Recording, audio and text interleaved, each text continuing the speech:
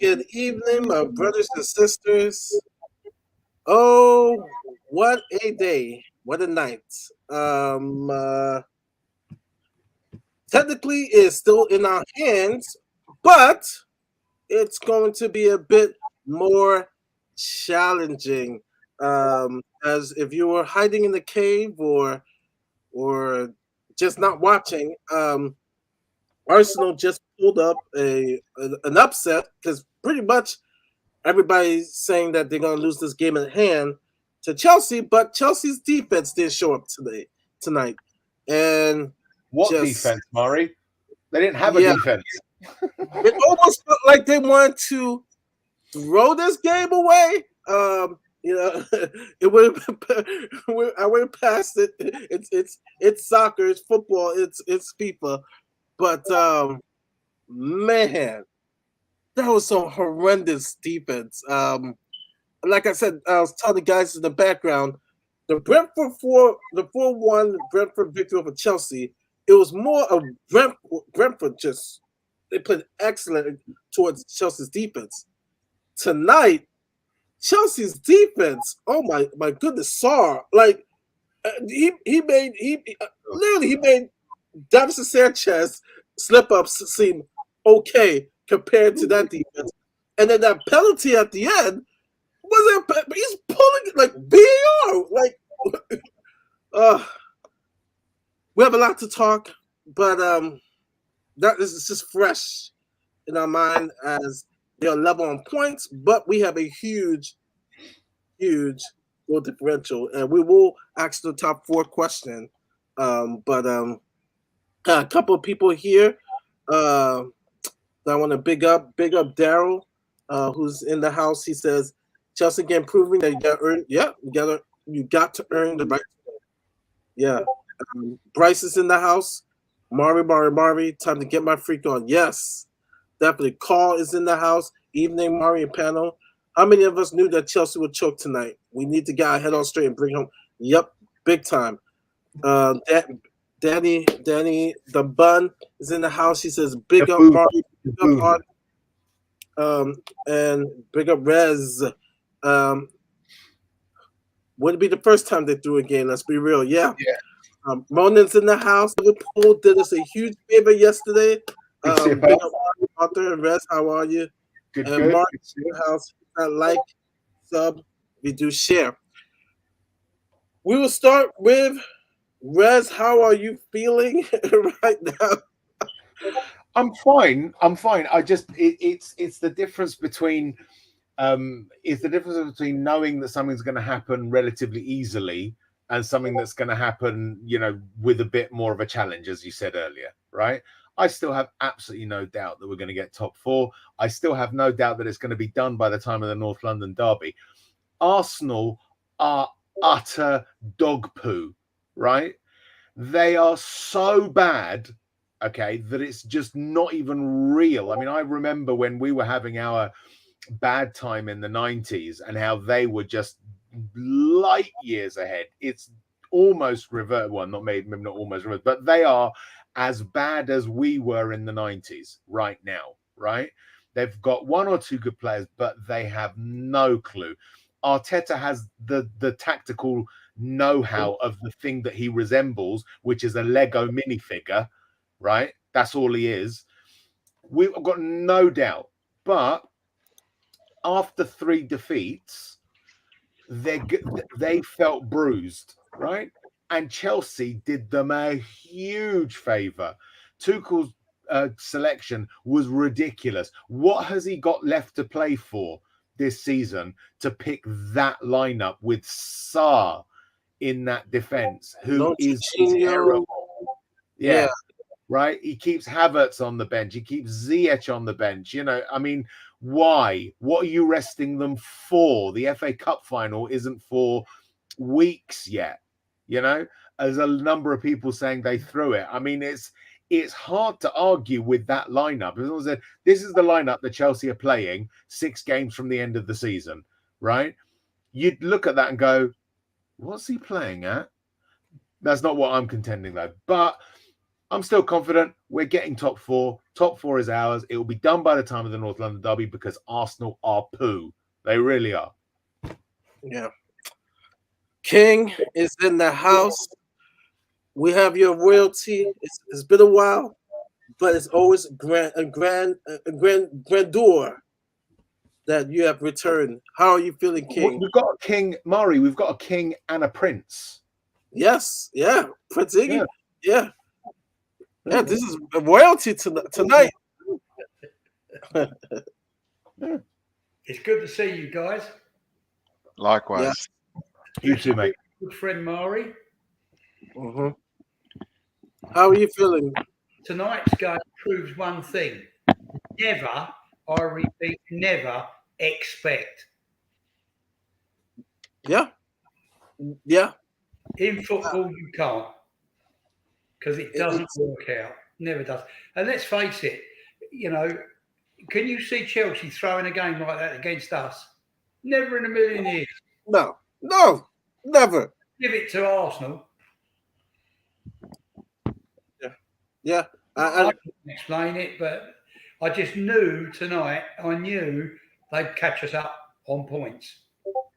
Yeah, I saw the lineup and I was like, all right, Arsenal's not bad. I guess maybe Chelsea's like, but the defense, horrible. How are you feeling, Mr. Prince, Mr. Iggy? Mate, do you know what? I saw the game and line up or no line up, some of the goals that they conceded tonight were absolute farce, comical. And to me, that was match fixing at its finest. If no one has to say it, I'll say it, no problem. To me, that was honestly, it was ridiculous. It's got nothing to do with the top 4 race or anything like that. I'm just judging what I saw tonight, and that was ridiculous. Honestly, ridiculous. Because even with that team, Chelsea should still beat Arsenal at home. No doubt in my mind about that. It smelt worse than Billingsgate Fish Market. Yeah, it was. Do you know what? Even that penalty decision, I don't know if you got even the penalty decision at the end, and the in the manner that they conceded, the ball was nowhere near the pair of them, and I don't know. It just like you're right. For me, it stank to high heaven. But you know what? I will say this though. It may bite Chelsea in the ass because here's the thing: they still got. If I'm wrong, they still got a couple of tough games. If they felt like they want to drop this game or not give it their all, their next games, Chelsea, and I can pull it up very quickly. Chelsea has left in their games left to play. I'm looking at the Premier League. They got West Ham, United, Everton, Wolves. To be honest with you, I stick to what I've always said. It doesn't matter what the others do. What matters is what you do in your games. Absolutely. And that won't change my mind. Someone's just written. It's just written if if we lose to Brentford on Saturday, it's done. Well, if you're going to lose 2 games back to back against Brighton and Brentford, although Brentford has still got to be played, if you're going to, then it's right that other people go and not you. You know, it's all about what you do. We need to respond first and foremost to that Brighton defeat on Saturday. That's the only priority there is there. I agree, Bob. Maybe listen. 4th place is up for grabs. It's as simple as that. We are still in a position where we are in control of our destiny. That is the only thing we are. We are in control of our destiny. So we've got you're exactly right. Win and you win. Yeah, exactly. The moment you have to start looking around you is when you are no longer in control of your destiny and you are forced to look around. But we would put ourselves in that position. So for me, nothing has changed post Brighton. It's still ours to do. It's still for us to lose. And we need to respond from Saturday's defeat against Brentford. Sorry, I put and say that's it. That's the only thing that matters. That's not going to I be put an easy game. No, it's not. Yeah. It's I not. put We some know good that, but posts. yeah. He puts a good post. He says fans are going into meltdown. One side state fears that we're going on negative due to our results, but other teams to relax forth his hours. Yeah. Is it like I said this in another show? I think it was on Will's show. Is it is the is it the PTSD kicking in again with some Spurs fans, or is it we're just overblown in this? We're just pessimistic Huh? as a fan base. We're very pessimistic as a fan base because we Yeah, went through we are. a long period. After a period of success, we went through this long period where it kept screwing up.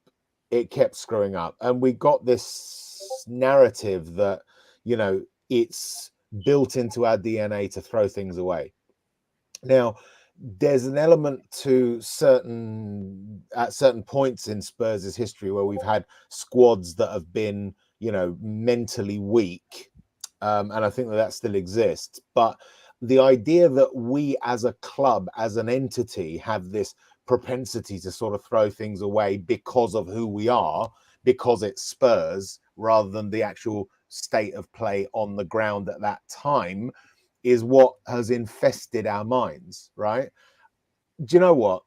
I compare us, or I compare and contrast us with Liverpool, okay? In so many of the things that we do.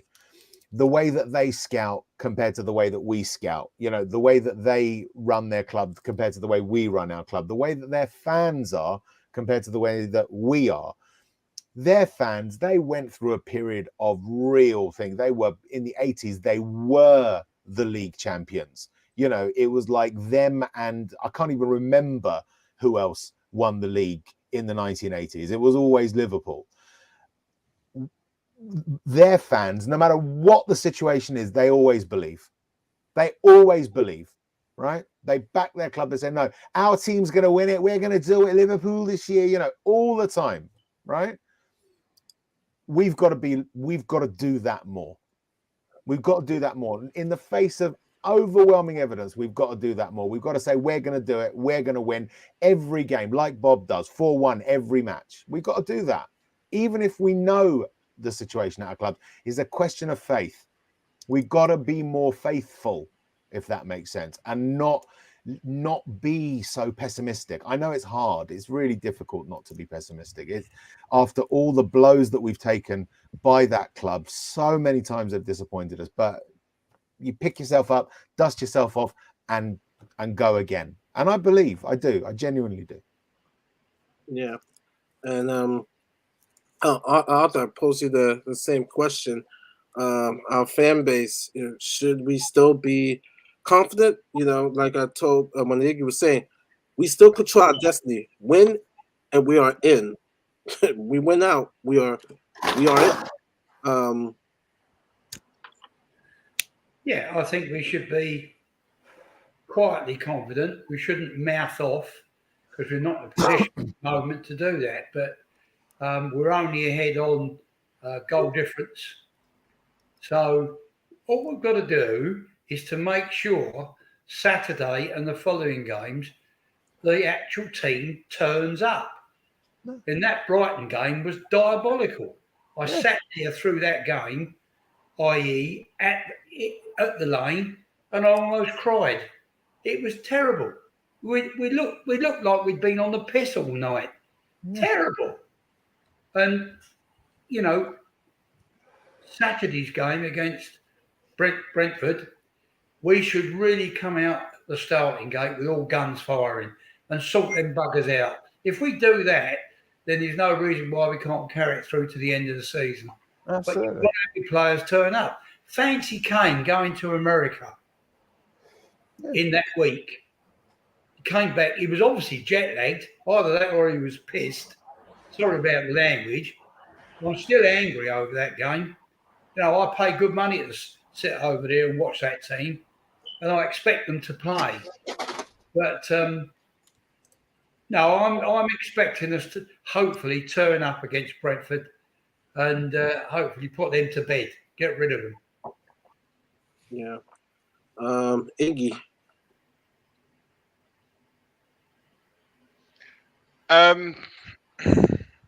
Listen, we're going to see a reaction, no doubt in my mind about that from the Brighton game. I have no. We've got to. Yeah, there has to be, because if there isn't, then that will be even more alarming. But I'm more than confident in saying that we will see a reaction. We won't see the same match being played out as we did against Brighton. I'm not. Listen. That's true. I can't. True. Yeah. I cannot.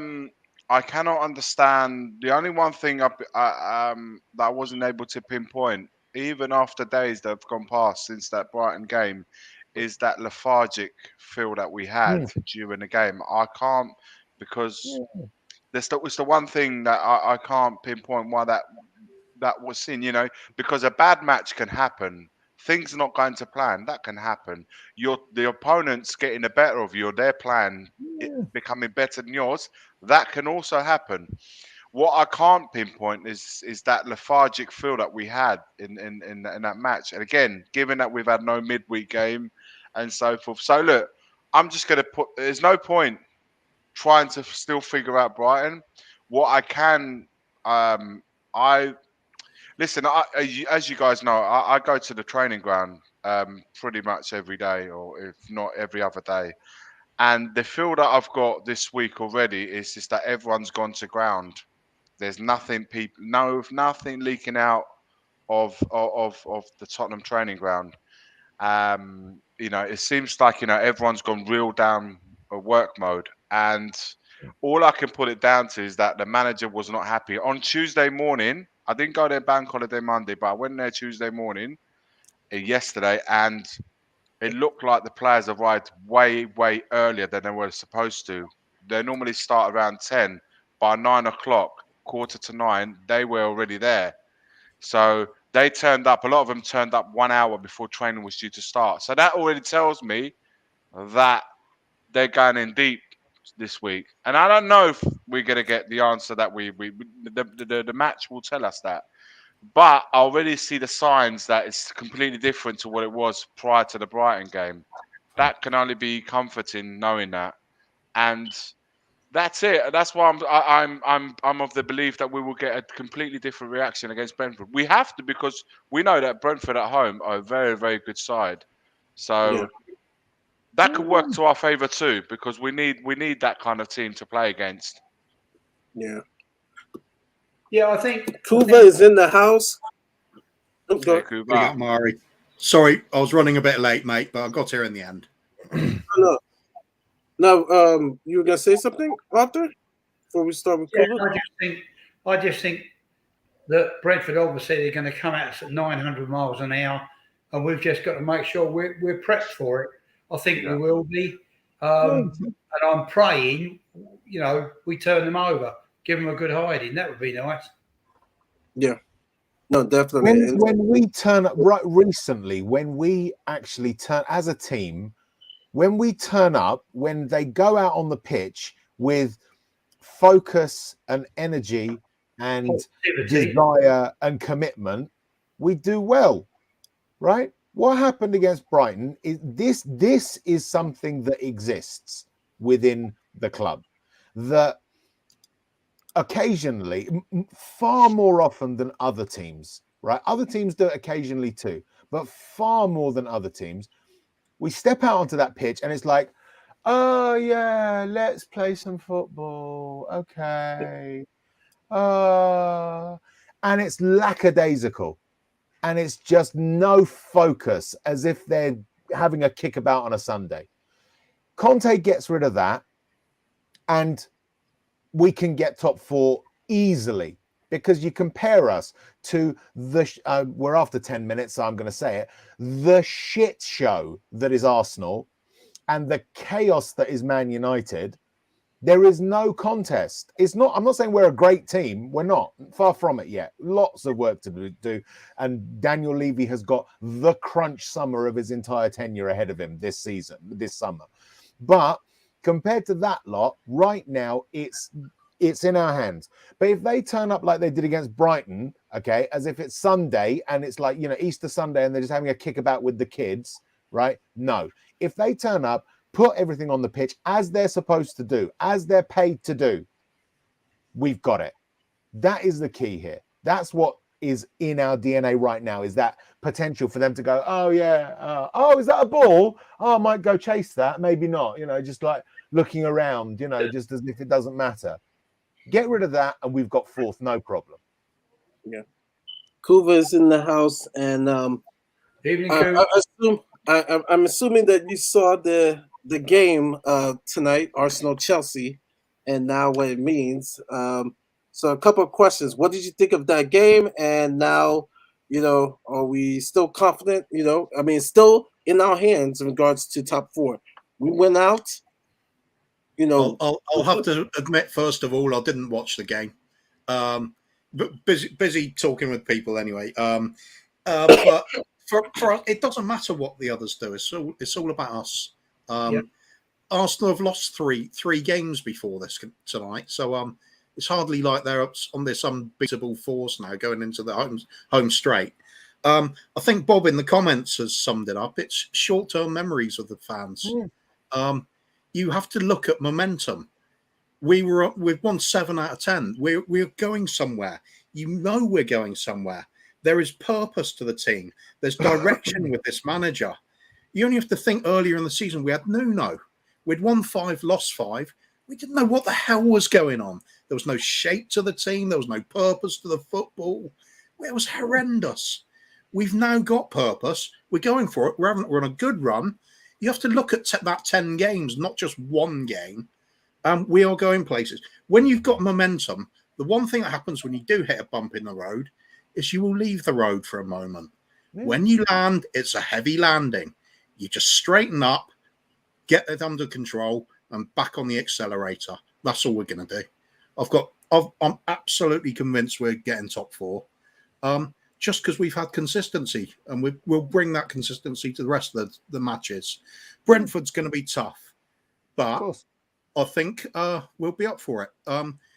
How many times were we playing 2 bad matches in a row with Conte in charge? It hasn't been often. Occasionally, it might be when we're still getting to grip with things, but no. Bentancur, with a bit of luck, he's going to be back on his A game, perhaps over his fitness issues. If that's happening, we're firing again. You're not going to keep the likes of Sonny and Kane and Kulishevsky off the ball all the time, every game. We're going to get goals again. As soon as the goals start flying in, everybody forgets it, and it'll be, we're going to grab third again. It's the life of a Tottenham fan for a lot of us. We're used to it. Perhaps a lot of us seen it for a long time, so a little bit less reactionary. But I remember when I was younger, I forgive these people saying, it's disastrous when we lose, because I used to be like that. It was always alcohol induced, but every meal's a banquet, and every time you're not eating, it's a complete famine. So I mean, you're going. It's the roller coaster up Spurs thing, isn't it? It's ups and downs.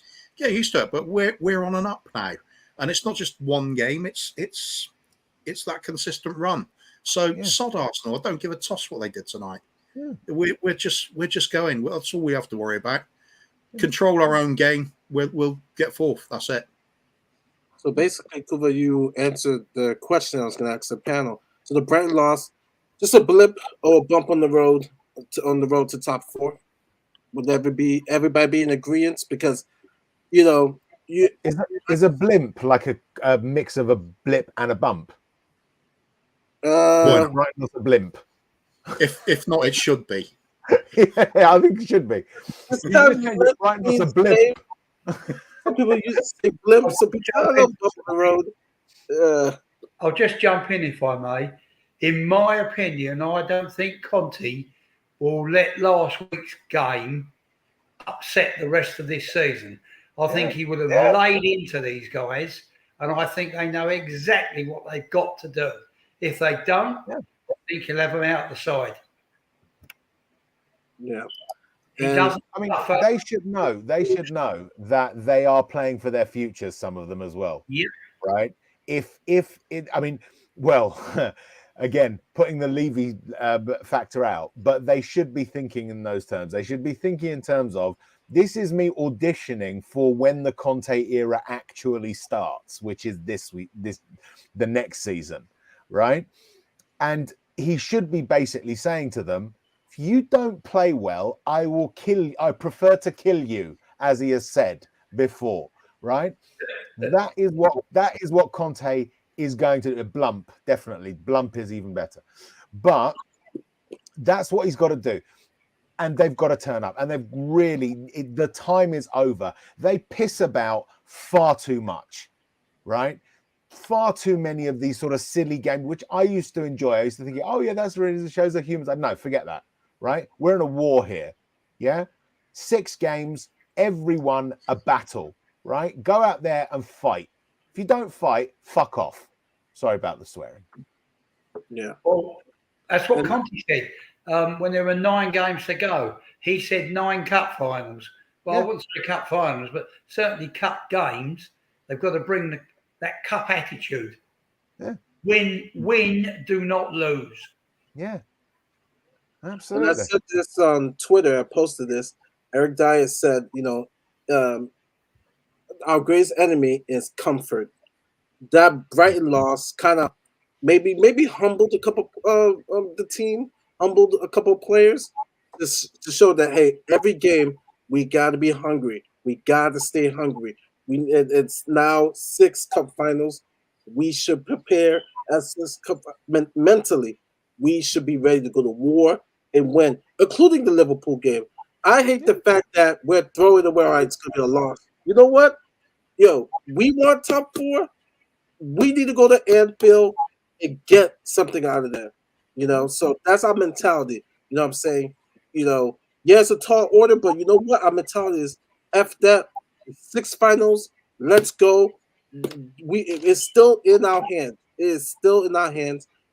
Top 6, top 4, and we need to, with these 6 remaining games, have the mentality that Brighton loss should be like a no loss is a good loss, but it's a loss to just say, hey, let's focus. Let's get back on point. Right now that Arsenal has leveled us, now it's just like, all right, guys, that's 6 games. Let's win all 6 games, including the Liverpool game, because that's what we want to do, and we will do. That's the killer mentality that Conte says a couple of interviews ago. We have to have that killer mentality. Yeah. So I just jumping in. When I go to football, I go with a guy who's been a very close friend of mine for quite a few years, and he's very perceptive. And we both agreed in the car on the way home, this will be the biggest kick up the arse to Spurs, that Brighton game, than they've had for a while. And we reckon it should shake them up. And I'm praying we see that against Brentford. Yeah. Agreed. Absolutely. Listen, for me, personally, how I saw leading up to that Brighton game, and like I said, it's not an excuse. I just thought in the media leading up to that game, there was too many distractions. We had a situation where our manager got COVID post Aston Villa game. Yeah. We had the Paratici story breaking out in the news media, which ended up being a storm in the teacup. Yeah. But nonetheless, it still made headline news. We had the whole story, Kane going to America, which only became really an issue after the Brighton loss, not before it. And we've spoken about this in previous stream and said that there's no way that was not organised and arranged and permission was given by the club for him to go ahead and do that, because it's Nike. Nike sponsors our club. They sponsor Kane, and it's all It could have been the club sent Kane out there and not him that volunteered to go out there. It could have been, we need you to go out there to represent the sponsorship. So what I'm trying to say is there was too many distractions leading up in that weekend, and it was mentioned also some of the training footage that was getting leaked out. There was the pranking and a lot of messing about. Now I don't know if that was if the people making those videos for Tottenham Hotspur, the training ground, was showing us that the boys are relaxed and they're doing really well, but they're also having fun, or if it completely backfired, whatever the case was. I'll be interested to see what footage comes out this week, because then that tells me that what they did wrong last week by leaking that footage out. So for me, like I said, the impression that I got from yesterday when I was there at the training ground was that everyone's gone to ground and really get the focus back for the next 4 or 5, however many games remain. And I see, I foresee a different attitude to the Brentford game. We shall see, because we have to respect. We have to also respect that there's opponents there, that they will have their own game plan, blah blah blah. But if Spurs do what they have been doing, then I'll see us winning that game, regardless of what happens with Arsenal, Man United, regardless of what happens with all the other teams around us. Yeah. Absolutely. Yeah. PMA is massive. Positive mental attitude is an absolute must, and it's not the time to start hitting the panic button. It really isn't. It's just staying calm and focused. Let's just say that the worst does happen, right? We don't need to stress about it, because the other thing that you got to bear in mind is this: right now we are properly in that transitional phase that began all that time back when we sacked Poch, and probably before, actually, all the way you go back to the Champions League final. That was when the transition should have started, from going from the club that's growing to the club that starts winning, right? That should have started then. It's only just started now. Yeah.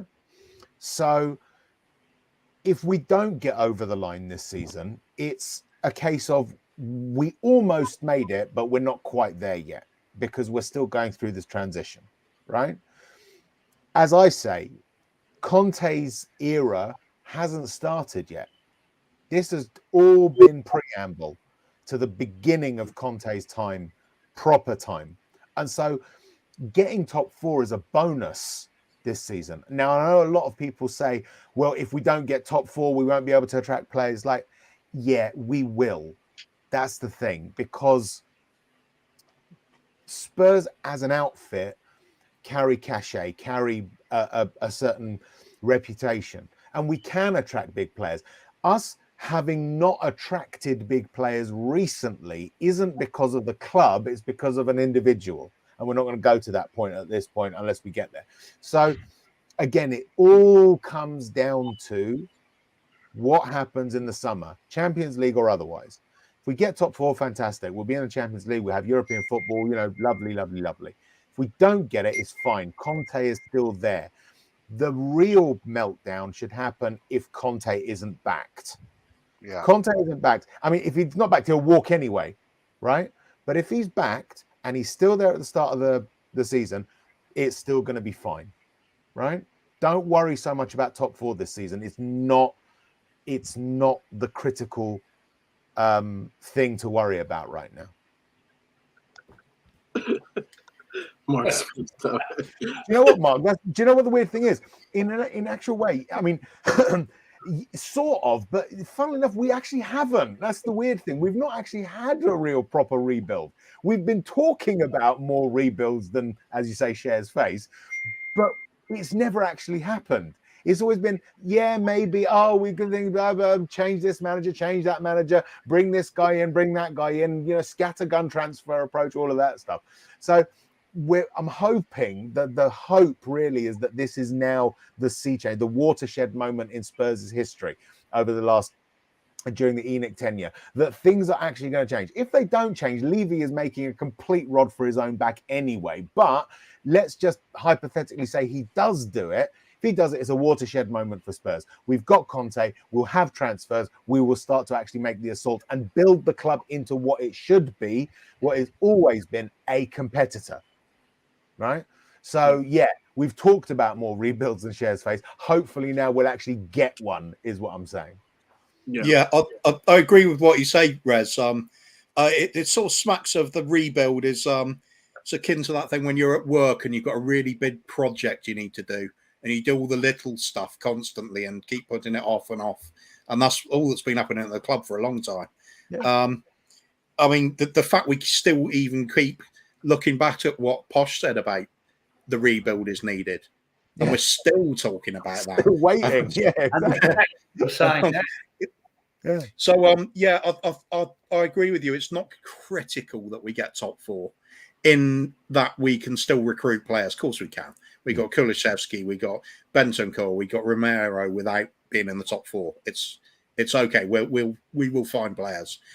The only reason I think it does matter that we get top four at the moment is the mentality issue of getting ourselves in those positions and then fortifying that position, because soon there's going to be Newcastle knocking on the door. Yeah, of course. Sooner or later, Man United will get their act in gear again. Sooner or later, even the scum might find a way of doing something. Yeah, perhaps. Yeah. So if we're not doing it now, we're going to find it incredibly difficult to break back into it. If we do manage it now, and we do bring in some extra quality that the Champions League could bring, we might, with a big fight, but we might just manage to hang on to that spot for a few years at least. Maybe not. Otherwise, we could well have seen the last we'll see of the Champions League for a long time.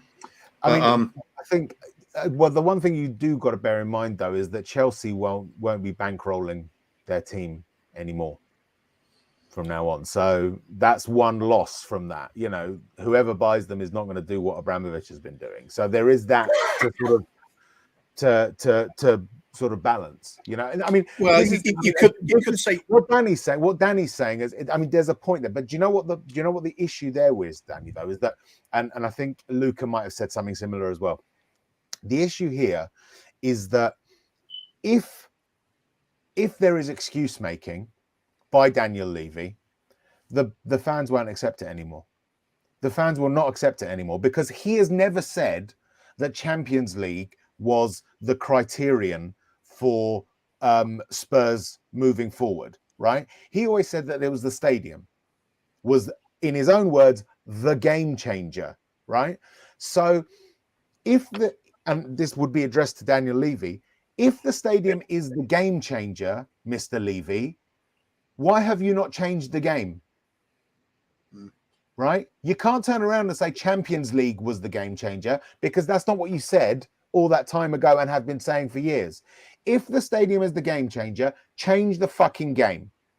Yeah? Don't give us piss poor excuses that, we didn't make Champions League, so I can't open the wallet. Piss off, right? You built the stadium, you've increased your asset, you want to charge £3.5 billion for some other poor sap to buy it from you. Now is the time to invest. If you don't invest this summer, Mr. Levy, we're coming for you. Yeah. And so we finish. So it's going to be an interesting couple of days. Thursday, Friday, until we play Brentford. I think for the most part, most people are positive of the top four. I know there's still people, and understandably so, you know, the pessimists, they want to see it they believe it. Pretty much like doubting Thomas. They want to see it in the living flesh of us winning the top four. And, you know, I think with this loss to Brighton, I said it on Twitter, I posted I said some other shows. I think it was a good, bad loss in the sense of now of the focus of saying, okay, guys, we got 6 games left. You know, we are going to not let that derail us. We're going to still march on for the top 4. I still think with Arsenal, we can beat them if we have that hunger of, okay, we're not going to be complacent. We're not going to have comfort. Like I said, Eric Dyer said that is our greatest enemy. When we take all these games seriously, even the Liverpool game, it's a tall order. You know, I like our chances. You know, like I said, United still has to play Chelsea the way they played today, but they still got to play play Arsenal, and we're 3 points ahead of them. And of course, the goal differential. We can still lose according to Will Stewart chart. Well, yeah, we could still say lose that Liverpool game and still win out because of the goal differential. We just got, we got to win the Arsenal game. So it's still in our advantage, but I can feel the nervousness. It's understandable, and we just gotta Mari, wait. you never want to you never want to lose two back to backs. Never ever want to lose two back to back because No, I agree then. with you. Yeah. So I think the focus right now. I listen. I hear what you're saying about there is. Listen, we're not going to win them all. With it, I think it's an unfair, unfair target to say that we're going to win them all. However, right now the only thing that should be going through our head is preparing best way possible for this upcoming game and really respond to that defeat from last week with a really good performance, which if you do put in a good performance, more often than not, it will come with a result. That is the only thing that should be going through our head. Beyond that, really, really, you think about the Leicester game after that, the day after the Brentford game, and so forth. Listen, I listen. I've got no magic wand here. I've got no crystal ball to say what's going to happen on Saturday. I just see a different approach and a different performance that will be had at Brentford. It's as simple as that. Yeah. It doesn't matter. Like again, what I happens to will Chelsea, react. West Ham, Arsenal, Man Yeah. United, that's all relative. Once that becomes something to watch once you've acquired your result. Once you've done that, then you can start looking around. But it shouldn't be the first thing you look at because that takes focus of what you're actually meant to be doing. Yeah, I see us winning 3-0. I think it's gonna be a strong reaction. I think it's gonna be a very, very strong reaction. I'll take a 1-0, Mari. I'll take even a 1-0. It's not all that matters is winning at this A point win of is the a win season. is a win. Yeah, a 1-0 for me is good enough. Doesn't But matter. It's the 3 points we want. Absolutely, at this point of the season, it's the only thing that matters. You've left that up for a while, Mari. Can I address that point? Yeah, you're right. Yeah, no, that's the thing, Danny. Do you know what the issue is? And Luca also said that he's a liar, which is true. The point is, though, is that it's not enough. It's not enough. This is exactly what Daniel Levy does, right? He reacts. He thinks that, I can solve this. But he's got to the point now where it's unsolvable. He can go and get Poch, but there is so many in the fan base that question the return, not because they don't like him, but just because, look, what's he going to come back to? So it might, let's say, for instance, it acts as a distraction. It's only temporary, because if you've got Conte and you replace him with Poch with all the respect that Poch deserves, he's not Conte. If Conte can't do it, Poch definitely won't be able to do it. And it will just be really temporary. And then after that, there's just nothing else to do. He can't he'd go and hire Glenn Hoddle, maybe, bring in another legend. It's not going to happen. Levy's time is either over or his operations are going to change. It's one or the other. That there's nowhere else for him to turn. They're starting to become predictable moves as well. It's such a predictable thing to do. Like as if somebody was born yesterday that they wouldn't understand what he's trying to do. Listen, Conte needs to be backed. Like I said, he's only been in the job 5 months. He's not even begun to start. He's only just now started to bring a couple of the players that perhaps that he wanted. He hasn't even had. This is not even his squad. He's inherited his squad. So we won't see the real signs of Conte's team until next season, providing we get the players that he's requiring. So there's still a lot to do for Conte. And I think he deserves to be. I think he's shown enough even this season to say that he deserves the backing and bring in the players that really will make this system that he's trying to is persisting with. Because he hasn't changed for nobody regarding that. So he clearly wants to persist down this road and wants to really drum it home as to how he wants to play. Bring in the players for him to allow him to elevate the team, to elevate the club, to elevate Spurs in general. I think that he the minimum requirement is that for him. Yeah, absolutely. He's the right man at the right time for this club. Yeah. Anyone can see that. Anyone can see that. Easily. Absolutely. Easily. Well, it was not all doom and gloom this week. We had an excellent news, an excellent transfer week. You're probably wondering, transfer week? We have a wonderful new addition to our family. All right. Here we go. Let's go. Isn't she lovely? Isn't she wonderful? Isn't she precious? Less than 1 minute. I can run through lonely fields, making one as lovely as she. But isn't she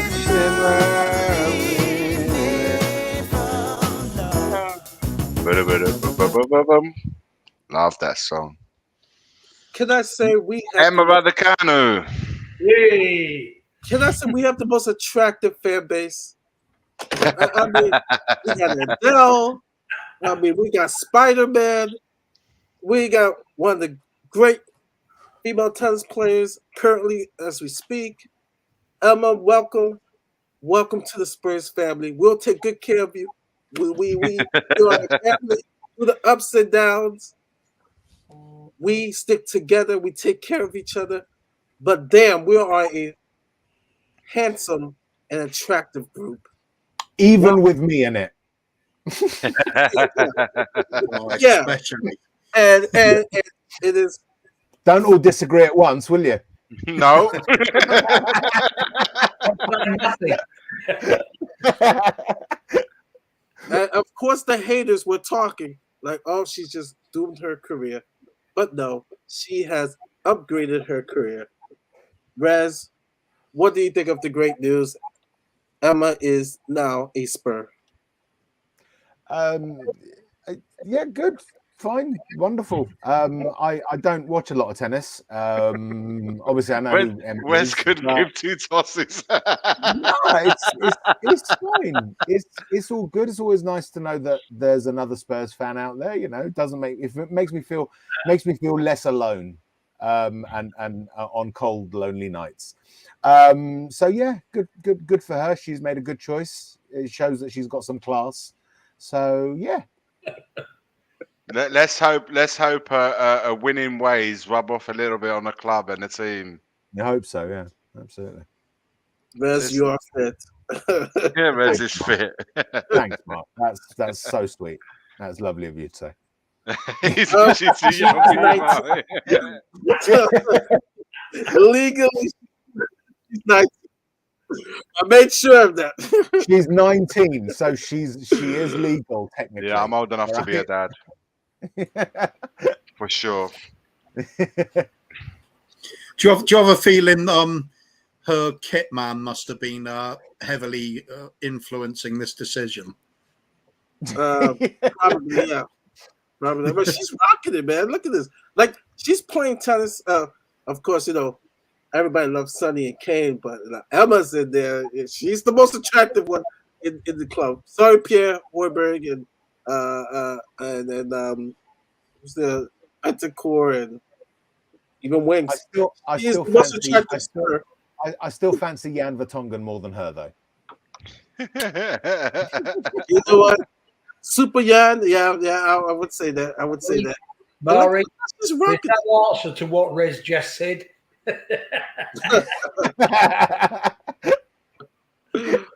Oh man, I mean, it's good to have ambassadors, right? Famous ambassadors for the club. King. Oh yeah, I mean, you know, you could have picked a better one. You know, new on the scene, young, full of vitality. And yes, I would, but I'm too old. Was that I would if I could, Arthur? You don't want to say that. You don't want to say that. Igor, new ambassador. What you think? You talk about Emma Raducanu, I look. Yeah. Is that Ivy? Shouting from the door. Is that Mrs. King? Yeah, she said, "I'm a." Everyone salute! Everyone salute! Mrs. King's in the house. Now listen, she's a massive Kane fan, isn't she? She said she was a massive Kane and Son. Yeah, And look, it's good. It's good. Good luck to her, man. She looks great in the kit. And like I said, man, I hope that the trophies that she's won of late bring some of that good fortune to the club, which is very much needed. yeah, no, it definitely is. Definitely much needed. Definitely much needed. And Kim says Emma rocks our Spurs top. Yeah, man, she is rocking it. Like definitely rocking it. Yeah, I mean, Rez might not follow tennis too much, but I'm very keen on tennis. I think she'll look terrific if she can wear that in a few tournaments when she's smashing those 3-pointers with her bat.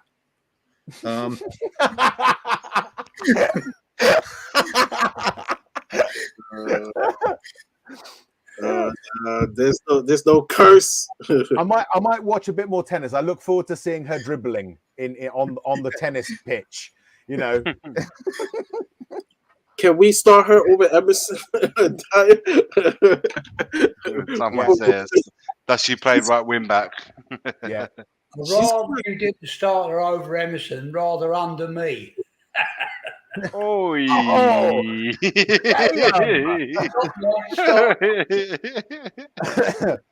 Christ, thank God she's 19. Don't you start. Well, we say welcome to the club, Emma, and you will do a great job being an ambassador to our club, along with Spider-Man and along with Adele.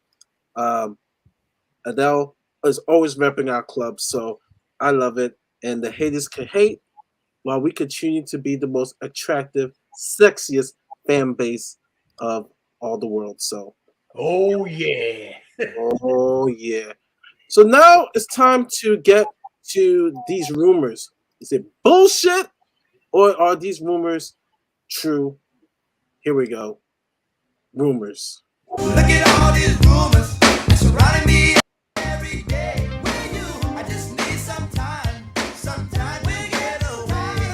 We froze a bit. All these rumors, I can't take it no We more. froze. My best friend said there's one All these rumors.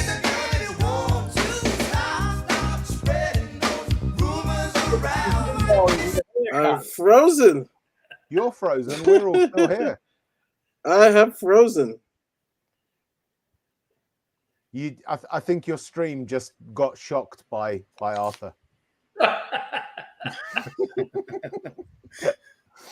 It was like, did he really say that? As if. Yeah.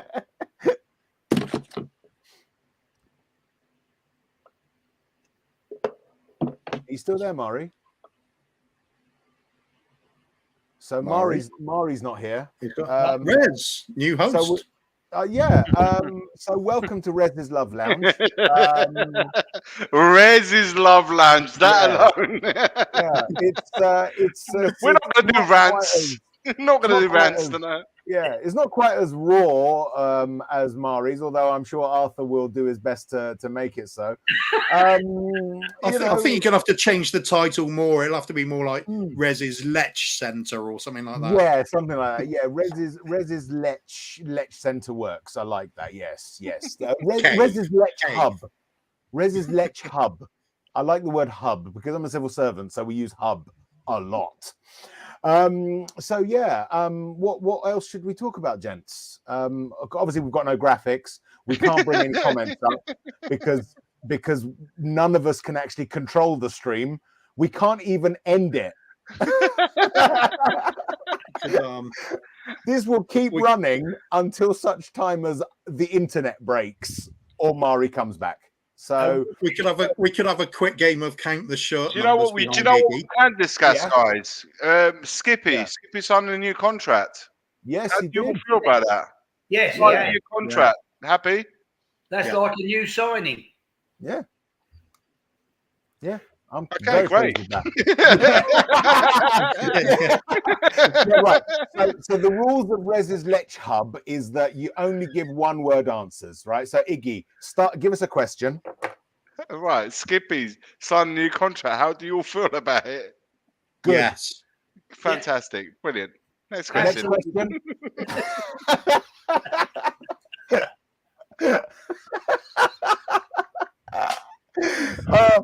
Can I do a question? Can I do a question? Yes, one word. Right. Yeah. Do we think Mari's coming back? No. He's probably watching. He's probably watching and just enjoying it. The fact that he doesn't have to do anything while we just carry on with. Oh dear, oh dear. Right, we're just gonna have to work out whether the background picture is more entertaining than. Here it comes. Oh, technical difficulties. Oh man. Oh gosh. It's Yeah. turning into Mari's Leave Lounge. Yeah. Right, so far we've managed to all discover with one answer that everyone's happy about Skippy signing a new contract. Yeah. Everyone said yes. It was unanimous. Yeah. All right, let's see if this works now. I All these rumors was looking to lower this. surrounding me every day. With you, I just need some time. All right. Sometime we get The first rumor that we have is Antonio Conte wants to sign 6 new signings in the summer. He wants a center back, a right wing back, 2 midfielders, a forward, a reserve goalkeeper. Conte's a fan of Calvin Phillips of Leeds, but the price is an issue. While people inside Tottenham who hold reservations on Tielemans, club is also thinking about re-signing Eriksen on a free. So this picture alone has a couple of rumors. Well, for the sake of time, we'll let Rez get the first paragraphs. 6 new signings. He wants center back, right back, 2 midfielders, a forward, and reserve goalkeeper. True or not true? Yeah. Well, are you asking me if it's true that Conte wants them? Yeah. Yes, I think it's probably true that Conte wants that, because that is pretty much what we. I mean, the only adjustment I would make is add a left back to that as well. But yeah, I'd say that Conte wanting that is probably true. Yep. No, definitely. The also rumor here is surprise. I've been hearing about Calvin Phillips and Tielemans, who plays for Leicester City. Mind you, we were supposed to get him a couple of seasons ago. We're doing business with Leicester City. Okay. Is this all rubbish? Listen, I can see that. If you look at the positions that he's looking at, they are all positions that we actually require. There's nothing there that makes me think, no, that's not a position that needs covering. You're right, Rez, when you say a left back in addition to that, or wing back. Reserve goalkeeper, only because we're not going to confirm the signing of Galini. So I think that's a role that Alfie Whiteman can cover quite comfortably, personally, from my opinion. Yeah. Calvin Phillips is definitely a player that would improve with Skip, Bentancur, and Højbjerg forming a really good quartet, because don't forget that whatever happens, we're going to have European football next season. Yes. Be it Champions League or Europa. So you're going to need turnover there. So listen, Tielemans a good player, very good player. Eriksen, well, we don't need to. We know him very well. Yeah, I would say true to this, because everything makes sense in the positions that we need, to the actual identification of the players that we require in those positions. So I think it's quite spot on. Whether we get those 6-7 players remains to be seen. On the question of centre backs, I did see we are very interested in Bastoni. Yeah. Oh yes. It's going to cost a bit of money, though. It's going to cost a bit of money, Arthur. He's only, what was he, 22 2, 3. He's young, but they're gonna want full whack for him. Yeah, And if they're talking about De Vrij possibly moving on as well, because Yeah. Conte apparently wants him as well, I don't know how much Inter are going to be willing to let two of the main three centre backs that have been really the pivotal part of that team, letting Well, them go just like that. They might let one go. and I don't this think is they're why we've got to do our business early, absolutely to avoid competition Yeah. for sure. so that Remember- if let's say for instance Bastoni goes, Inter don't turn around. Inter don't turn around and say, "I'm sorry, we've already lost one of our things. We're not Yeah, selling the other one." yeah. You know? Agreed. Oh, Bastoni though. When as soon as you mentioned the name Bastoni, as I was reaching for the Kleenex, it's just he's so good. Because he So spilt good. his drink, people, not for dirty That's right. reasons. Get No, your no, minds out of the it's gutter. emotional. It's emotional. Yeah. So I'll cover. I'll stream to this picture right here. Actually, no, I'll stream to this picture right here. Actually, no, I don't have the picture. It's Ericsson, right? Would you bring back? And that's That Daniel didn't look like England. Ericsson to me. Oh, right. Ericsson. Would you resign Ericsson on a free? No. Or is it just too nostalgic?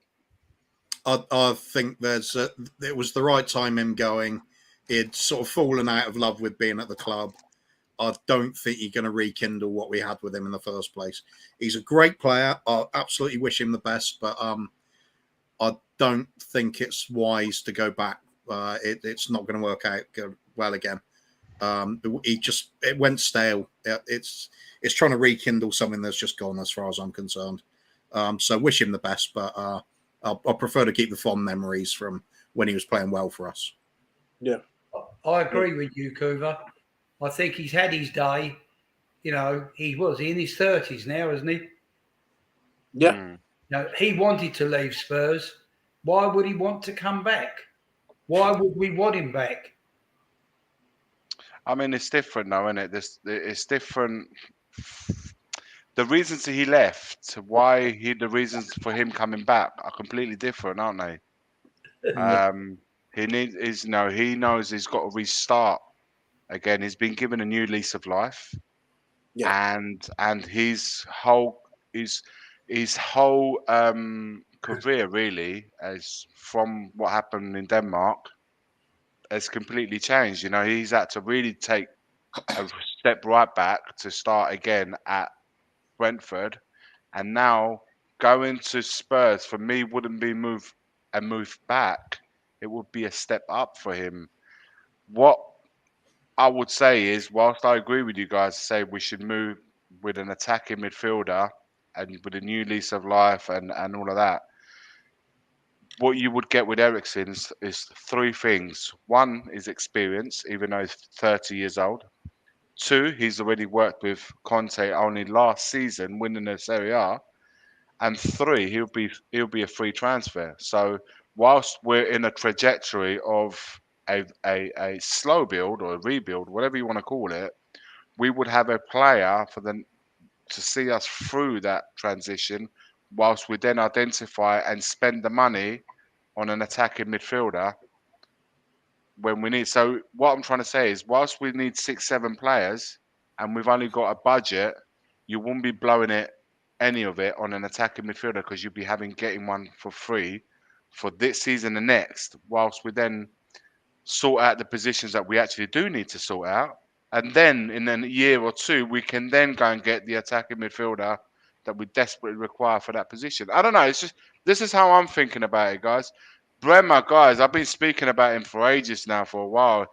He is an absolute beast of a centre back. I would love for him to come, even more than De Vrij. He's currently, and if you can verify this, currently the leading candidate for Defensive Player of the Year, because we got absolutely. We had last year's candidate, which was Romero. This year, Bremer is a beast, and the debate is if we could get Single. People are like, "Oh, Jared Spence," but Single is pretty good too. Iggy, you're the Serie A expert. I've heard it twice. and that was in passing. Yeah. But tell us about these two lads. Look, Bremer plays in the centre of the three at the back that the Torino play. So it's a very similar system to what we're currently playing as well. And he has been brilliant, guys. He's marked. I saw the Turin derby not that long ago, and he completely marked Vlahovic out of the game single handedly. He is a big guy. You can see that he's like Yeah, he's fit. muscular guy, 6 foot plus. He's built as an ox, and Oh yeah. he will be an absolute signing. He's going to cost around £40 million, though. I think that's what he says. There you go, €50 million. That's the kind of player. But you know what? He's like, it's a home banker. That would be a home banker. Getting someone like him and partner him alongside Romero and maybe a left centre back.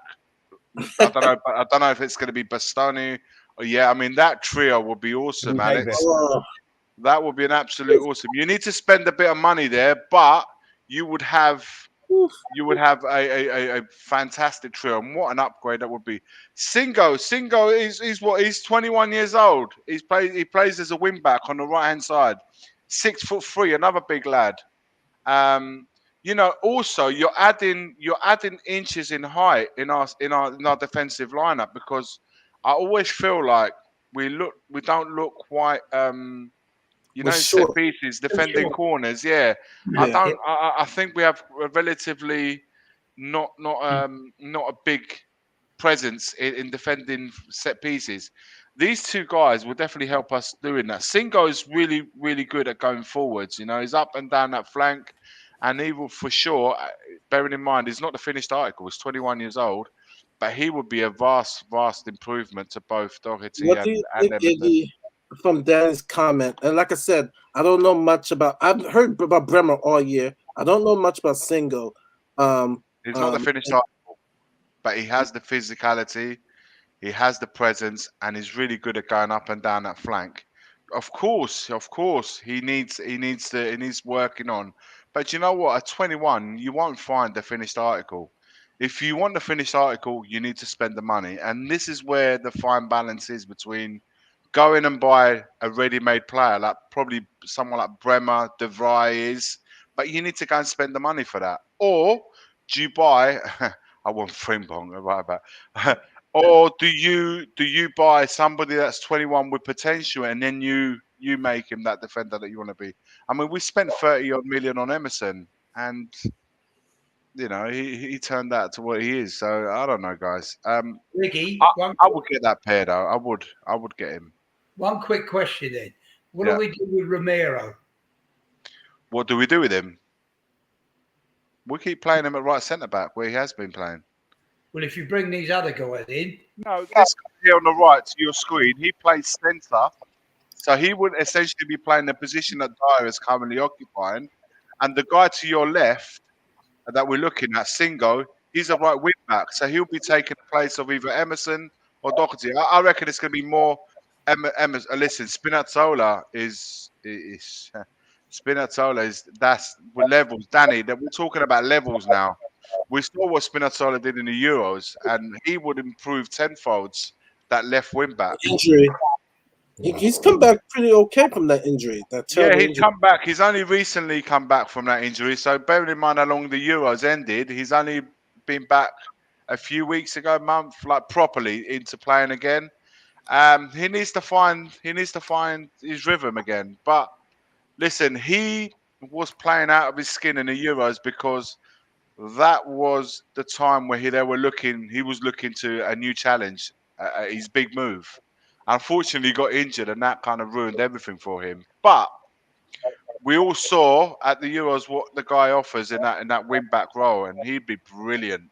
And he's finishing way better than Reguilon's for sure. Because we have got. Ooh, I got a juicy. Both wing backs have got into position to score, but very rare have they. Apart from that game where Doherty and Emerson both scored against, is it Newcastle, wasn't it? That's the Yeah. only time I've seen our win back score, both of them, and that would happen more and more. I got We it. need to play those characteristics. All right, I got two more players to discuss. But I got a juicy question from Bob. Get to that. What's your thoughts? Oh, there was Erickson. What's your guys' thoughts on Tillemans in getting him into our club? We see Leicester.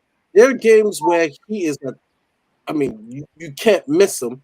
And then there's some games where he kind of disappears. Is he too inconsistent? I mean, Kuva, we'll start with you, Kuva. What do you think about Tillemans? I really like him. He's just a good quality player. He's technically good engine, keeps going all game. He's dependable. He does go quiet sometimes. It's just because other players are taking the limelight sometimes.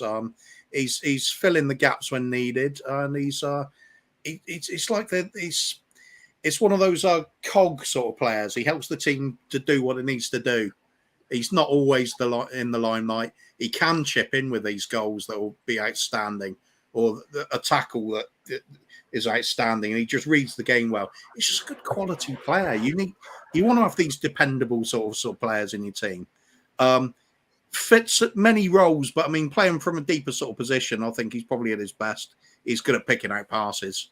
It'd be a great addition to the squad, I think. Still young and hungry enough as well. Yeah, he Good is still player, young. Rez, what do you think about Tillemans? I don't see him as. You see, I don't see him as replacing Højbjerg or Skip, and I don't see him replacing, because it's not his position, Mora or Bergwijn or any of our current front three. I don't see the transfer. I don't see where he fits.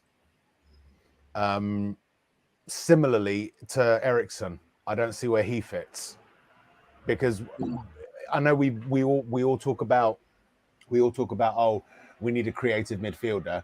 Yeah, we do, but that creative midfielder has got to be one that plays relatively deep. Sorry about the traffic. One who plays relatively deep, and Tillemans for me is more forward than sort of what would fit. So I don't see the Tillemans transfer personally. Okay. That's interesting. Oh, don't you see him as more of an all-rounder than Rez? I've always sort of... Yeah, that's what I mean by being a bit further forward. He's sort of like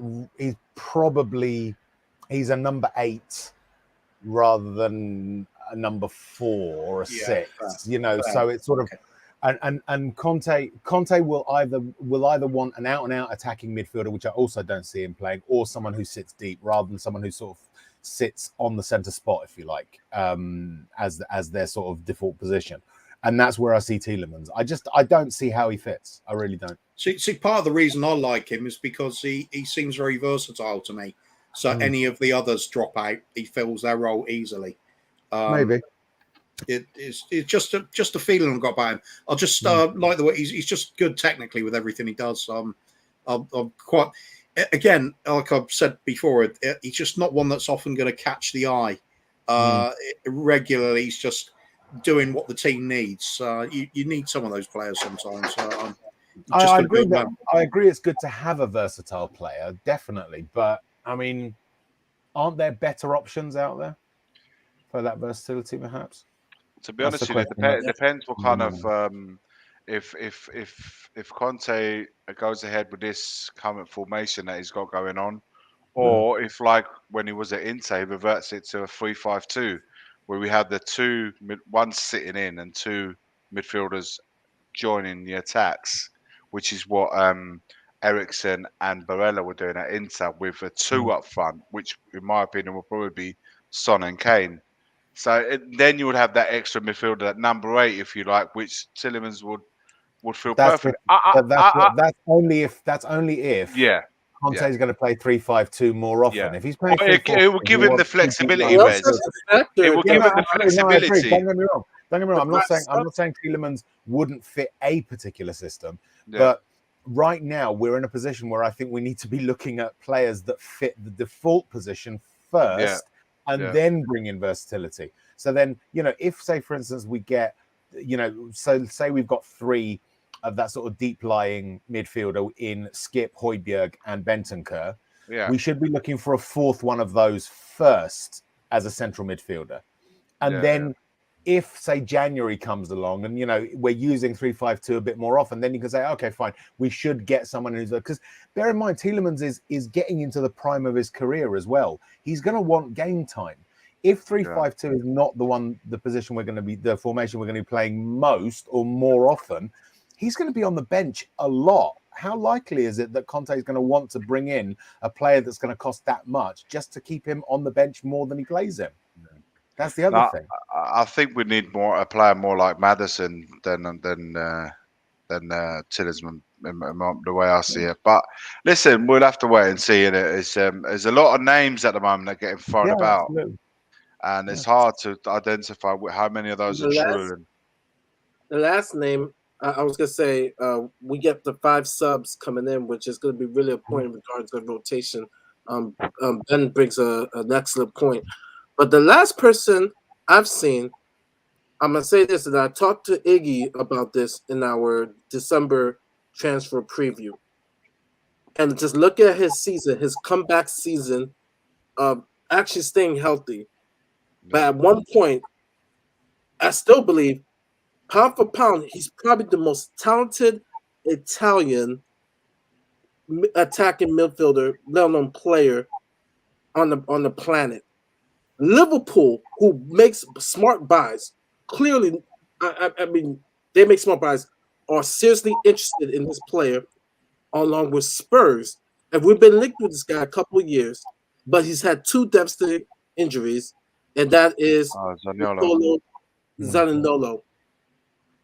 I'm always against getting someone that's injury prone, but the kid is 21.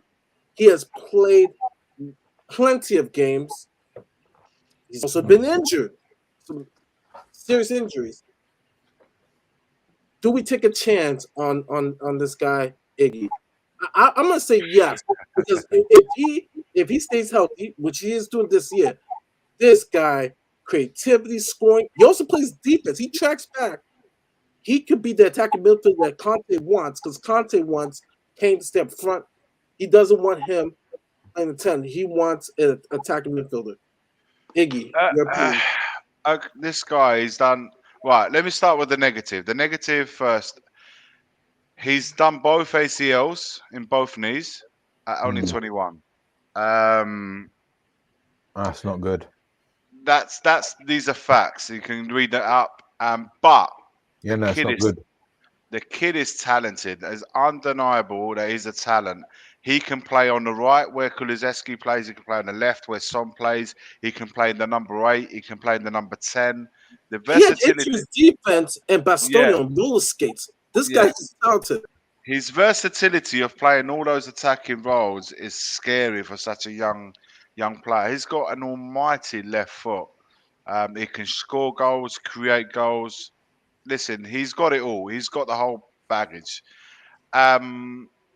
I don't know. Listen, Mourinho rates him, and Mourinho's first and foremost. He's stopped all contract talks for Roma until the summer because there was a lot of contract talks going on.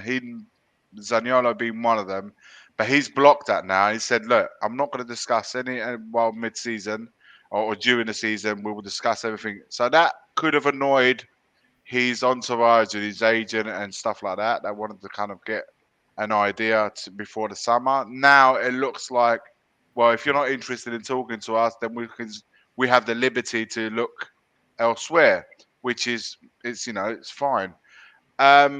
Do I think he would improve us? Listen, from a technical point of view, yes, he would massively improve us.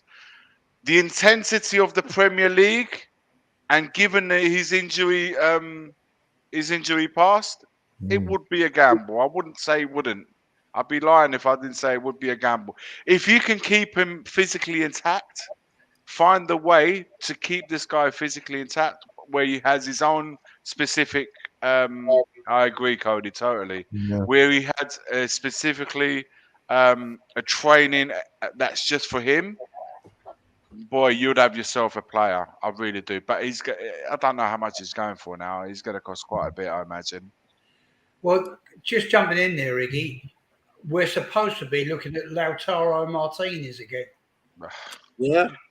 Conte wants him. So Here's my thing right now with that.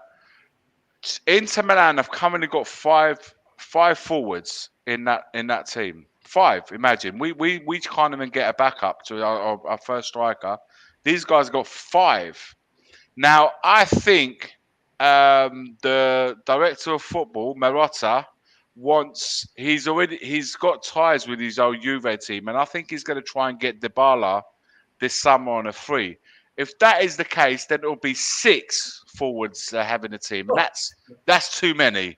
So one of them would have to give way. And the one that's got the biggest market is indeed Lautaro Martinez. They'll be looking at around the 50 million mark. If they could cash in, they couldn't do it last season because they sold Lukaku, and it would have been an outrage. And the fans would have gone into meltdown, Inter Milan fans, having sold both Lukaku and Martinez in the same season after winning the league. So I think what's happening there is they're going to try and perhaps bring Dybala to replace Martinez. Now, if I see Dybala going in there, then yeah, I'll say, you know what, you've got a really good chance of going to get Martinez now. Providing you don't mess about, don't start haggling what Levy always does.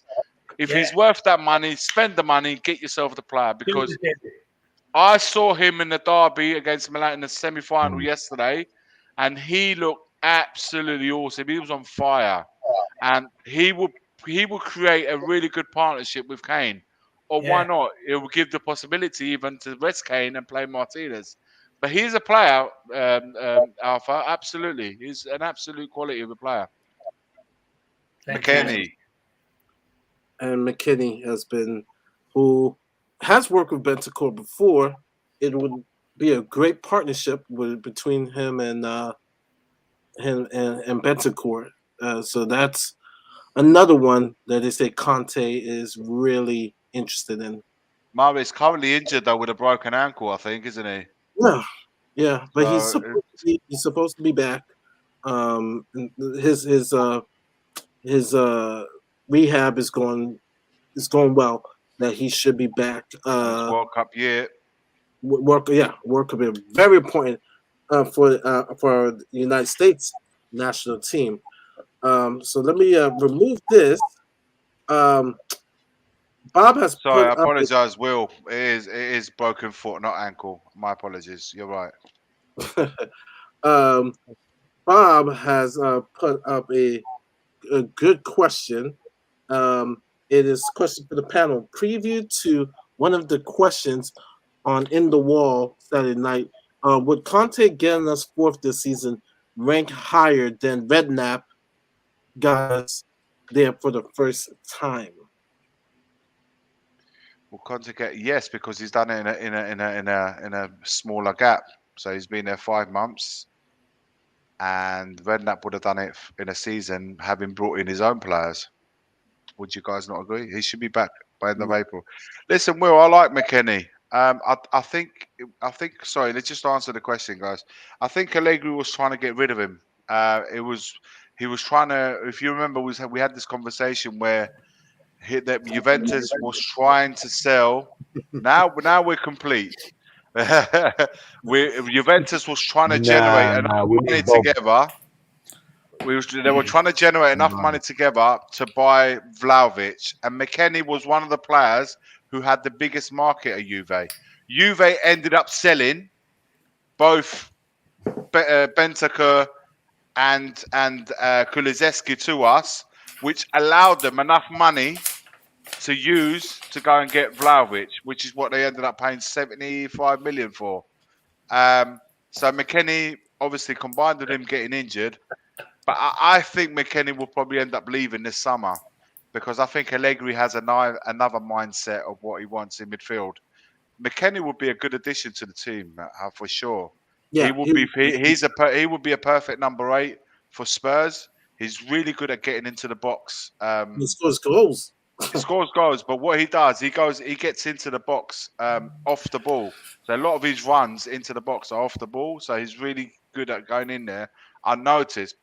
Having said that, he's obviously very good on the ball too. But I'm just giving you the how important he is on and off the ball. And he gets in. You're right. He gets his fair share of goals. He's somebody that could be. But it depends on what Conte wants and how he wants to move forward. There's a lot of names flying about, and I don't know how many of them are actually really linked to Spurs, and others are just because it's the agents doing their work. Yeah. But yeah, I would, to answer Bob's question, I would consider Conte's getting fourth definitely a rank higher than Redknapp, because he would have done it in a lesser time. Any manager that does that, having picked up Spurs 8th or 9th and getting to 4th in with his team, and not even his team, because like I said, he's inherited his team. Redknapp had his team; he brought his own players in, and whilst it was a great achievement too, but that would have been more his team than this one that Conte has. I don't know how you guys feel about it. I'll answer that question. Because Bob said preview to one of the questions on In the Wall. I'll give you my preview answer. I'm still thinking about it.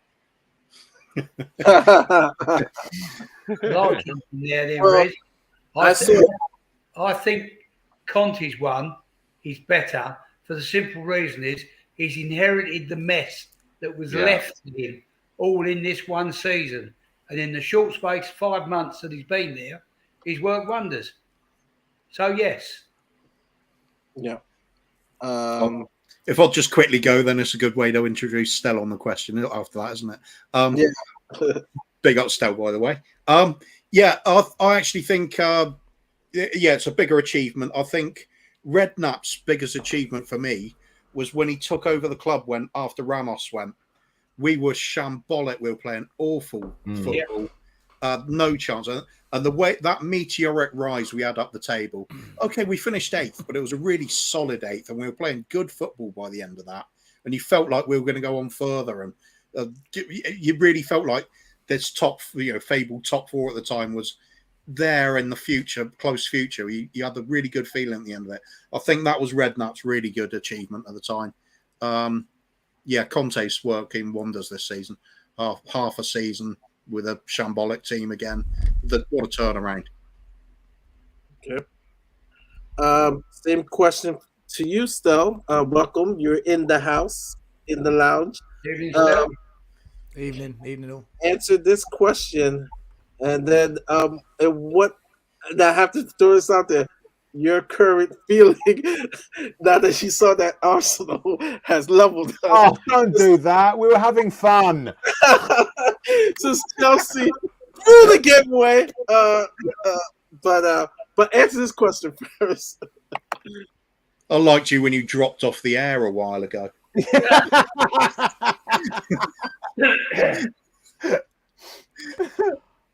I was hoping I could talk about Conte's tactics against Brighton. I mean, I swear to God. Yeah. Look, we'll do the Chelsea Arsenal last then. I think Redknapp's achievement was better because the competition was harder back then. Let's be honest. West Ham aren't going to get top 4. The Europa Cup has taken it out of them. And I think they're too far off. This is the worst Man United team I've seen ever. I can't remember a worse Man United team than this. And I'm going... A worse Man United team was the one Alex Ferguson took over in the 80s. This is the worst Man United... They literally gave up against Liverpool. I've never seen a Man United team just give up. They were shocking. And you look at Arsenal, they're just as inconsistent and up and down and don't know what they're doing like us. So I think Conte, in terms of the competition, has got it easier than Redknapp. And also, Conte did get rid of players that he didn't want. Whereas when Mourinho was saying Dele Alli's lazy, he doesn't know what to do with Ndombele, when he was calling out the players, we turned against Mourinho. Whereas Conte's done it. we've got rid of them. Conte did it in a better way, right? He was more professional with it. But Conte has got rid of the problems. He hasn't got the players he wants in. He's only got 2. He knows he needs 8 or 9 more. I would say Redknapp's was slightly better. Okay. And just before we go into our next segment, your thoughts of the last 2 days? It's been interesting. Of course, Liverpool helped us. Chelsea did not. Still have the same views. Everybody here unanimously says top 4 is still in our hands. We're still getting it. What's your feeling? I've said all along, I don't trust them. Murray, everyone knows my position. I don't trust these players. And, I'm actually pissed off tonight more than anything because they let in 4 against Brentford. They've let in 4 against Arsenal. Whenever they play Spurs, their A game comes to the table. Like 10 out of 10 performance. Their first team back 4. They had a makeshift back line tonight. Yeah. Reece James playing in the back. I'm sitting there, I'm like, everyone's Jorginho going to did play. But we don't. That's what pisses I us. swear They to bring God, their man. A I game. swear to We God. never do. We're always so fucking frightened of Chelsea. We never beat them up on their what's it called when we face them. It's always like, oh no, it's Chelsea. We never bring our game. Do Arsenal you think weren't. Chelsea half-assed it to that tonight? Arsenal weren't well tonight. I watched the whole game. Listen, Arsenal played well tonight. Their goals were good. Yeah. Nketiah Chelsea scored a good goal. Smith Rowe's finish was nice. Saka's penalty was. Listen, their goals were good. But Chelsea, defensively, they're never that shit. And never against us. The midfield was just non-existent. Lukaku, what a joke. Werner, what? I mean, look, I'm pissed off tonight, not because Arsenal won, because Chelsea didn't give them a game. It's almost like they said, yeah, go on, have it. Have the game. And we hate Tottenham more than you. Go on, have it. Yeah. But look, given that result, I mean, this is what I think is going to happen. I think they're going to beat Man United. I think we should beat Brentford. We should. We're definitely going to lose to Liverpool. I think we're going to go into that North London derby 1 point behind. We'll beat them. We'll go ahead, and it will go to the last game of the season. It will go to the last game of the season, and I just don't trust us at Norwich. The one team you want last game of the season is Norwich, and I don't trust them against them. That's what I think is going to happen. If I'm wrong, I'll be the happiest guy ever. I think it'll be done before the last game of the season. I think so too. No, I'm agreeing. Iggy, it's too tight. It's too tight. Liverpool. I mean that Liverpool game. I don't see us beating Liverpool going for the title. They looked fire. They look fire. I don't either. I reckon we'll get 15 points between. I reckon we're going to win the other 5 games. I don't rest. You never know. Listen, with Man United. The weird thing is, tonight's result doesn't actually alter Stell's position at all, right? The one, you've been saying all along that you don't trust them to do it. Tonight doesn't change anything for you, Stells. That's the thing. For us, it might. It doesn't for me either, because I believe anyway. But that's the key. It's you got to, whatever position you take, you got to take that position and not let what tonight doesn't affect Arsenal it. do. Yeah, but tonight doesn't not let affect what Arsenal or Chelsea or whatever do. But I think, Rez, a lot of fans that thought Spurs top 4's ours, they're looking at the remaining fixtures and hands down, including me, we all just took Chelsea for granted beating Arsenal. Even I thought that would happen. So for me, it doesn't change what I think is going to happen. But for a lot of fans, I think now they're beginning to worry. I think there's Spurs fans out there that are now worrying. But it could swing again. In 2 weeks, it could swing the other way. God knows. I'll just think looking forward to putting some spice into the North London derby. Oh, yeah. I think that's just going to be an amazing game. It's going to be a war. It's going to be good. Question for Rez. If you had Cougar. Yeah. We'll beat Arsenal. Could there be anything better than beating Arsenal to get us into the true. Kuva. Beat Chelsea. I've said all along. We haven't played at home, actual home in front of fans in 5 years. They've put it midweek under the lights. I do not any way picture Arsenal coming and taking 3 points off us. If that happens, I give up. I literally give up. Yeah, same. There's no way 63,000 hyperactive, parabolic Spurs fans are going to sit there and take anything but a win. I just don't see it. We'll get them over the line. The fans will get them over the line. Do you really trust Man United not picking up anything at Arsenal on the weekend? Not without Ronaldo, Iggy. He's coming back. He went to practice today. I think Ronaldo would be back for that. Then there's hope. There's hope. Arsenal are capable of losing to anybody, though. So Yeah. Arsenal will lose to most. They're dog shit. I think Newcastle. I think Newcastle away is a game Arsenal should really worry about. Newcastle at home have got one of the best records since Eddie Howe. That is not a team you want to play away right now. Yeah, it's true. That could be a real difficult game for them. Really difficult. Yeah. But Ronaldo's back. I see Good. Ronaldo. His first game back, he's gonna give a tribute. He's gonna score a goal. In tribute to the death of his son, and we sent our condolences to him and Georgina.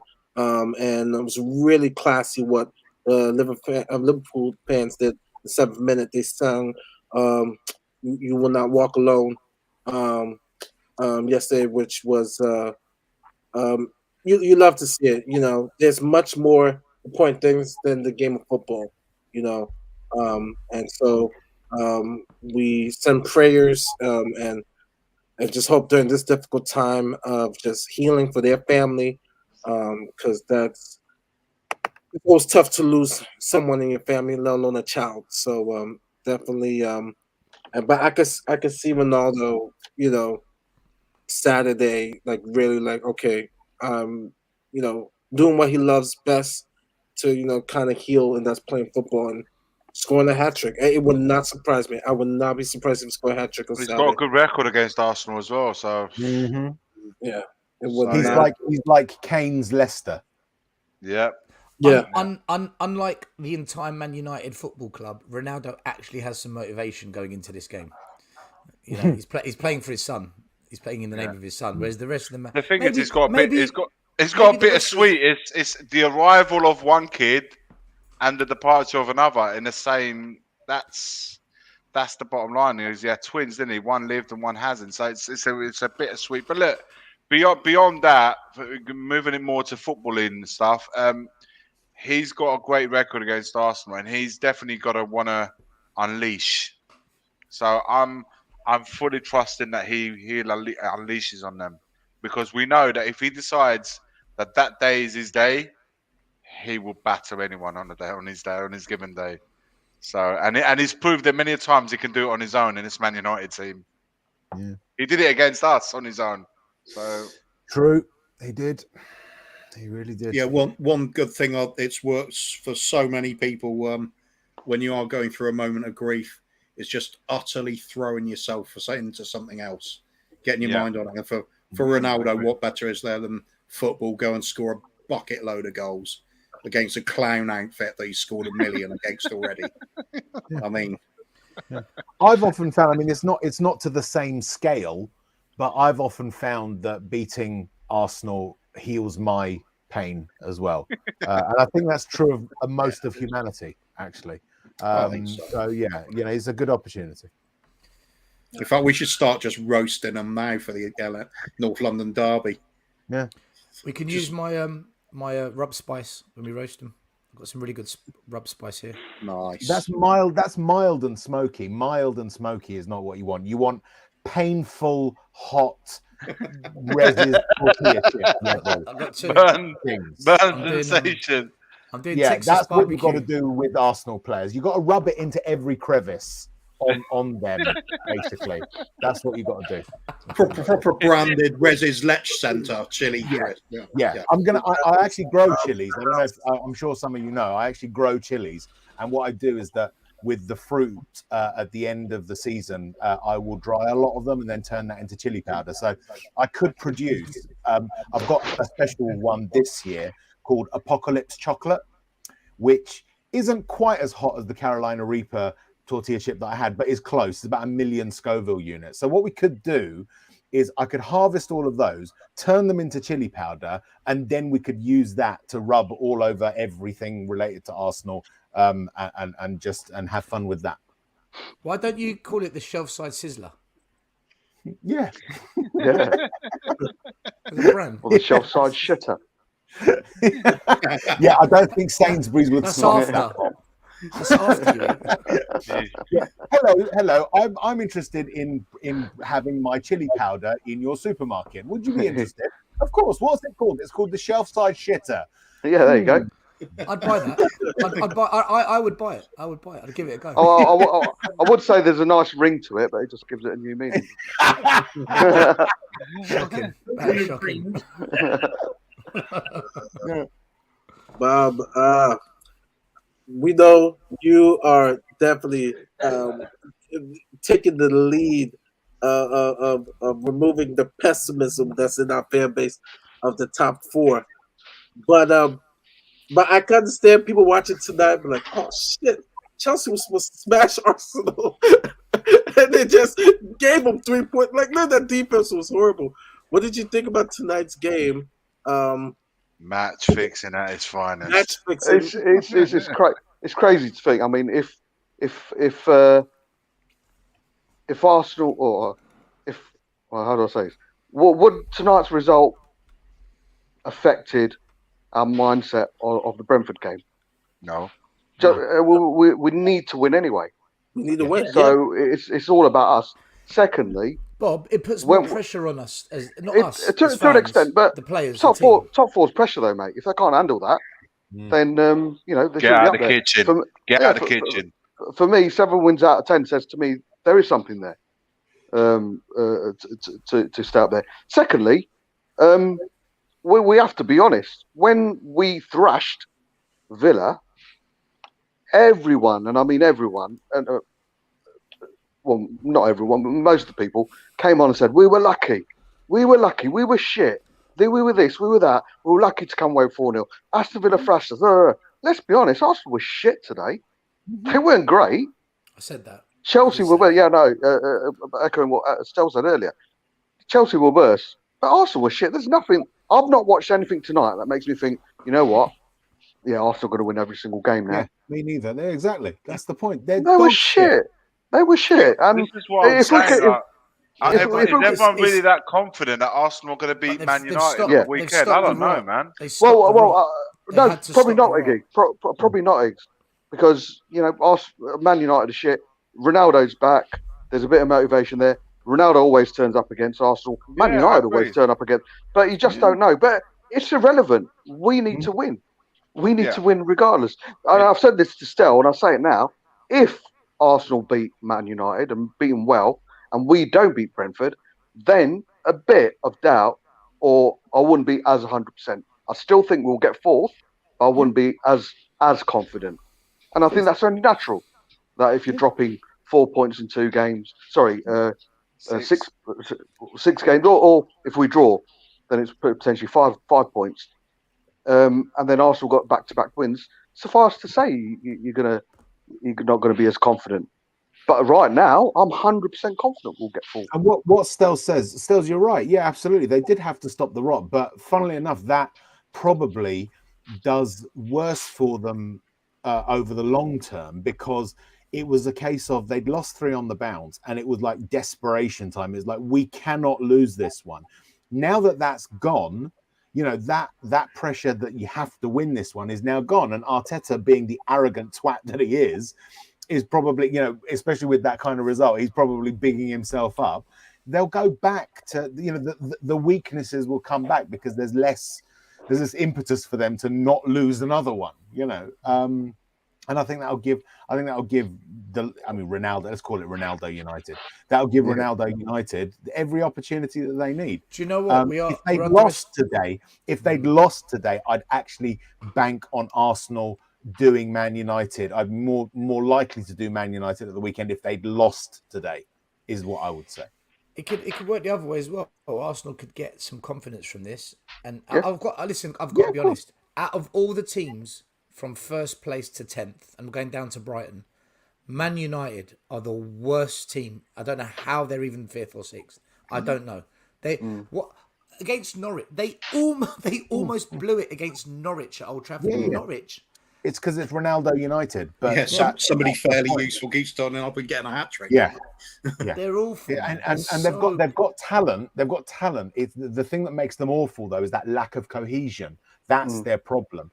But even the worst cohered team, if it's got good quality players in it, can still get the odd result. That's probably why they're as high as they are. Bruno out of form. Pogba, he's checked out. No, Maguire looks awful. So you look at that team and you think, yeah, but guys, they got the players. I don't get it. I don't understand what's happened. On paper, they look wicked, don't they? Up here, they've checked out. The season's done. No They've given up. No cohesion. There's no team spirit there. It's like There's I said earlier. Even Rashford, even the likes of Rashford are unrecognisable. And that's Rashford. They've given up. He's a local kid, Rashford. So I don't know, man. I don't get it. I don't get it. I truly don't. They've lost to United in Manchester United, haven't they? Because I think they're worse now than they were under Solskjaer. Yeah. Oh yeah. So I don't get. So what was the point of sacking Ole for this guy? Because they're not run by football people. They're run by I questioned it right from the off, and I said this, Ragnick, I don't understand it. If he's been brought in to be on the panel, on the board to suggest or get in the next manager, he had no choice but to do absolutely fantastic for Man United, and he's fucked up his own reputation. How do the fans look at Ragnick and think, yeah, we trust you to help us get the next or sort out all the footballing side within our club? He's messed up his own reputation. He's a laughing stock. Gabby Agbenlahor on Talk Sport wondered if he'd got his coaching badge from Argos, and everyone found it funny. And it is hilarious because I don't see anything that Ragnick has done to move. Bob, shut up. Push. Bob, shut up, mate. That's rub up my one, mate. Shut up. All right, is that 2 for 1? I don't know, man. I don't know. I'm not sure what's going on at Man United. I really don't.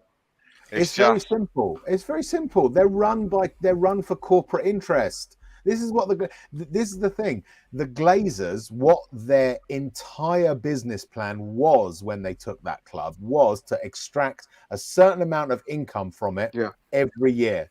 That is the bottom. That is objective number one for them, right? Because they felt that they could do that and that the club would remain successful. Unfortunately, like so many other people who don't understand football, Mr. Levy, you can't do that over and over and over again without looking at the football side of things because it just falls apart. Football is not a traditional business, but the Glazers, the people they appoint, look at Ed Woodward before this Richard Lloyd bloke, another corporate suit executive. Richard Lloyd, he's a fucking management consultant, right? They are thinking purely in terms of what can we do for the organization, right? What can we do as a corporation, not as a football club? So what they've done is all corporates will do this. If you get a CEO that's left, they don't appoint one like that. They will sit down and they'll get a board together, they get a panel together and go through it slowly to make sure that it's the right choice. And what they've done is done that for their management position. That's exactly what they've done because that is how they're set up. And that's how Spurs are set up. Because but the difference is there. Sorry, Rez, sorry, just to interrupt. The difference is there that the moment that they see the fans, Gary Neville himself in the rant that I sent you guys earlier on. See what happens there is very quickly is that they see the problem, they call it out. They got someone like Gary Neville in the media that spearheads the whole thing to say we need to look at the hierarchy who's sending the messages down to everyone else to say this is acceptable. We need to stop this now. As soon as someone like Gary Neville in his position says that out, the fans straight away would latch onto that and thinking, right, we need to get into that club. And so sooner or later at United, there will be a massive protest. We know that's going to happen. Because, it has been. Because there will be things that trigger it off. But at Spurs, a similar sort of thing, which hasn't happened in the length that United has happened. Ours has been actually longer. 20, 21 years, you guys remind me all the time. And United's tenure coincides with Liverpool's domination, which is probably like adding salt to the wounds. They're going to want to stop that straight away. So who's to blame at Spurs then? Based on what But Man United, just to answer that point, the difference there, Iggy, though, is that Man United had much more success, so it's less. They had more of a buffer. They've had a drop under this new ownership. Yeah, it's sort of like it's okay. We're Man United. We'll get back to winning ways, and then it doesn't happen, and it doesn't happen, and it doesn't happen. It takes longer. Whereas with us, it's like we had our last really good successful period 40 years ago. That was the last time that was a time where Spurs were perennial contenders. And that's the difference with Man United. It is all about the corporatization of football. The Glazers, we're just the more extreme examples. Believe me, Man United's chaos will not disappear unless the reason it didn't fall apart under the Glazers while Alex Ferguson was there is because Alex Ferguson was God. Mr. Football, yeah. Right? Guys. Everything was his yay or nay, and the Glazers knew that. Once he went out of the picture, it turned into corporate United. Can I say, if you look at the owners of Man United and Arsenal, in the past 2 seasons, their owners have won the Super Bowl. They know how to run a successful sports business and how to also deliver on the field. The Kroenke and the Glazers have done it. Mate. They know how to run a sports organisation, though, and they know how to get the results on the pitch. What's happened in the UK, though, is they don't have a plan for it in the UK. And I don't think give a shit about it. Right, exactly. So if you look at the most successful teams right now in England, it's City, Liverpool, Chelsea. Those 3, hands down, wipe the floor with everyone. But if you look at their ownership, the priority is on-field success. Yeah. And they build the infrastructure and the support mechanism and employ the right people to deliver that. And then the growth of income, profit, global fan base comes off the back of it. So then they use that, pump it back in, and over time they actually become self-sustainable. Chelsea are now self-sustainable, by the way. It took them 15 years, but now they are because they've grown it so big.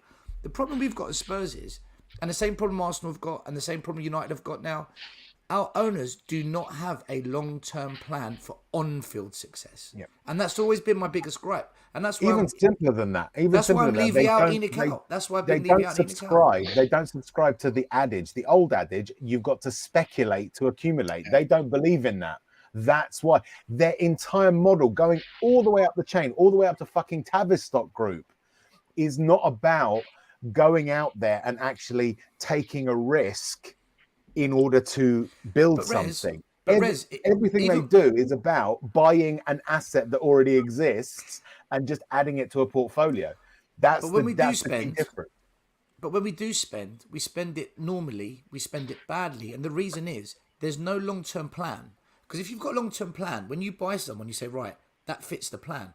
But because we sack our managers... No, they've got a long-term plan, but their long-term plan isn't granular enough. Yeah, I know, but no, it's not granular enough to get to the football side of things. That's why the scattergun... I'm agreeing with you, by the way, Styles. What you're saying is correct. I know you are. What's it called? There's no granularity down there, as in drilling all the way down and putting together like the scouting network and stuff. It's just a case of we will spend that amount of money and not a penny more, and all of it has to be on, assets that will appreciate or won't depreciate, rather than assets that we need. As for the football side of things, it's fucked up. And do you know what? Man United are similar. The difference they've got is that because they can afford pretty much any player they want, when the manager says, I need that player, they get better players. Exactly. But if they had the same sort of resources as us, they would be the same. They wouldn't give a shit about which players they buy. It would just be a case of don't spend more than this amount. That's what Spurs do. That's what Man United would do. The good thing is ENIC's plan's been simple all along, though, hasn't it? They're more interested about the infrastructure off the pitch. It's the property portfolio that matters. That's why we spent 20 and literally building things off the field. That's why we've been getting in nothing but planks for 20 years. You know what? Guys, real quick. I've got to bounce. I've got to take some tablets. My back's killing me tonight. So, Shit, man. no, it's cool. No worry. Yeah, exactly. So I've got to bounce. I'm going to say, Mari, thanks for having me on, man. I'll What leave is you your to. prediction? Because I'm about to get everybody's prediction. Oh, prediction for what? For this game. The Brentford game? Yep. I think it's going to be a narrow win, 1-0 or 2-1 to us. Okay. Yeah, that's my prediction. One goal in it. Big up, Briggs. All right, guys. See you Saturday, Have a man. wonderful, guys. I'll see you guys in a week. Take care, guys. We will start with Rez with his prediction and where everybody can find you, and then we'll go to King, we'll go to Bob, we'll go to Stell, and then we'll go to Kuba. And then I'll give my final prediction. Cool. Brentford 2-1. The Brentford game 2-1 to Spurs. The Brentford game. I'm telling you, it's coming. 2-1 to Spurs. As I agree with Iggy, I think it's going to be narrow. It's going to be an exciting game. So either the odd goal or it's going to be like bagfuls of goals everywhere. It'd be like 9-8 or something to Spurs. You know, it's going to be fun. So you can find me tomorrow and every Thursday at 7 p.m. on Shelf Side Spurs Show. So that's 4 S's, Shelf, Space, Side, Space, Spurs, Space Show. Wow, got it out. We are a bit like the Love Lounge, just sort of a bit madcap. We're not quite as sexy as all that. Especially when I'm on. Especially when I'm on. But then Bob comes along, so that's sort of like.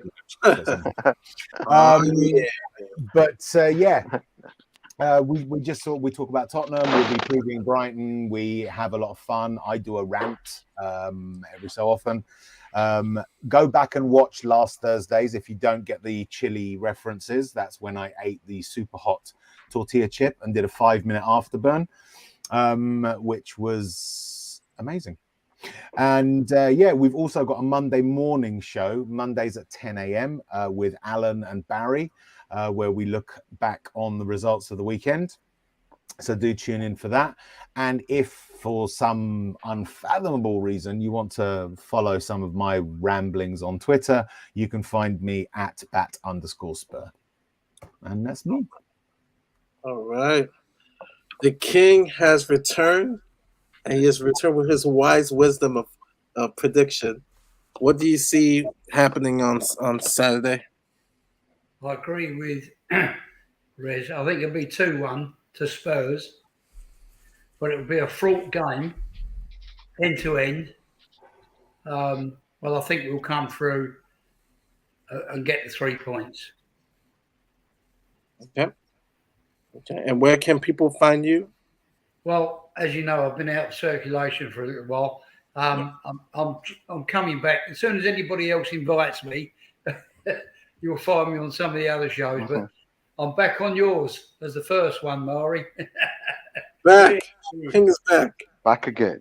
Yeah, back again. Back again. With Bob as well. Arthur's back. Tell a friend. Guess who's back? Guess who's back? Guess who's sorry. Behave Bob, prediction and where people can find you. Who's that, me, mate? Yeah. In the Wall Saturday night, 10:45, speaking about all things or everything about the week. I'm sure we'll touch on the Chelsea Arsenal game. We'll be speaking about Spurs beating Brentford 4-1, and Man United coming out with a win against Arsenal.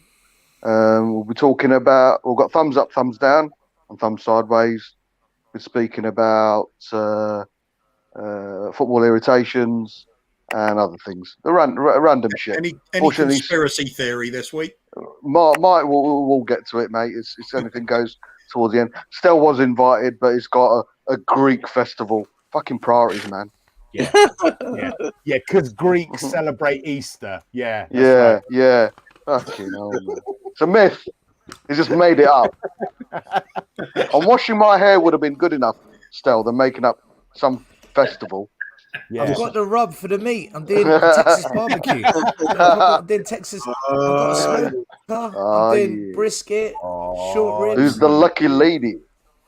Smoking. Lucky man. Lucky man. Lucky man. Who's the lucky Greek? She's a cow, she's a chicken, and she's a goat. Yeah, otherwise known as Maria, Vivian, and Yvonne. That was why you had to run the other night, wasn't it, Stells? When the doorbell went. Yeah, that was it. Susan. Yeah. 11 o'clock. Yeah, sorry, I've got. Yeah, sorry, I've got a visitor come out of nowhere while he's handing her 50 quid, and I need to go, guys. I need to go.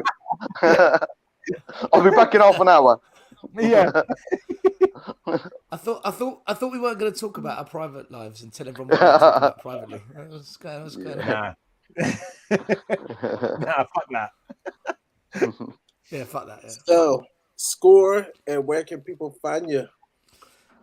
What did Bob predict? 4-1. What do you think? Oh yeah, 4-1. Always, yeah, of course. Famous 4-1. Do you know what? I think. Elias. I was gonna say 1-1. But you know, I'm gonna surprise you actually. There's this pattern that happens, right? I've noticed when everyone says we're gonna batter them 4-0, like we did with Brighton, and like we did with what was it called? Whenever we predict this big result, we either lose, draw, and it's never quite. Everyone's We predicting. hardly draw. Everyone's Draw. Yeah. Sorry, we lose. Yeah, we lose.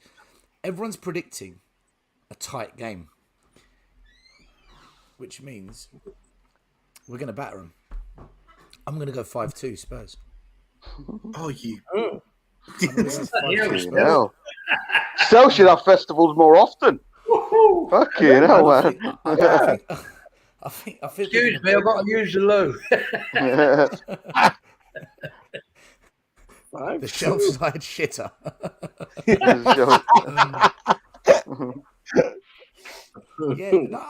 I think it's because all the unpredictables happening. We were supposed to beat Brighton when we got beaten.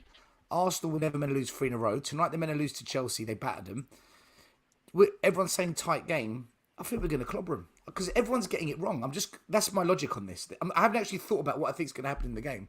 I'm just going with the general pattern of what's happening. So I'm just going to say 5-2 Spurs. I think we're going to batter them. Awesome.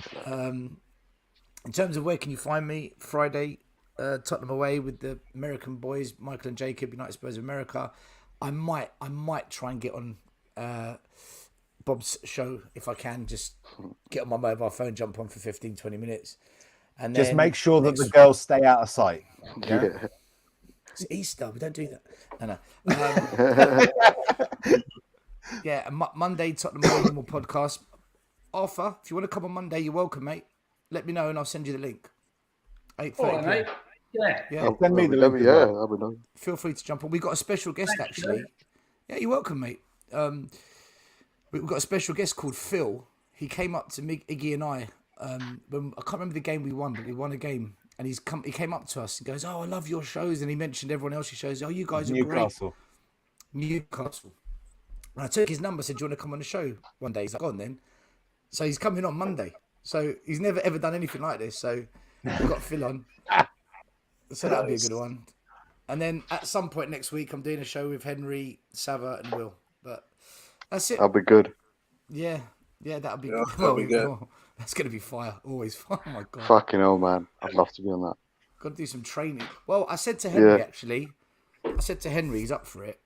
We should just do 2 hours as the plan was all along.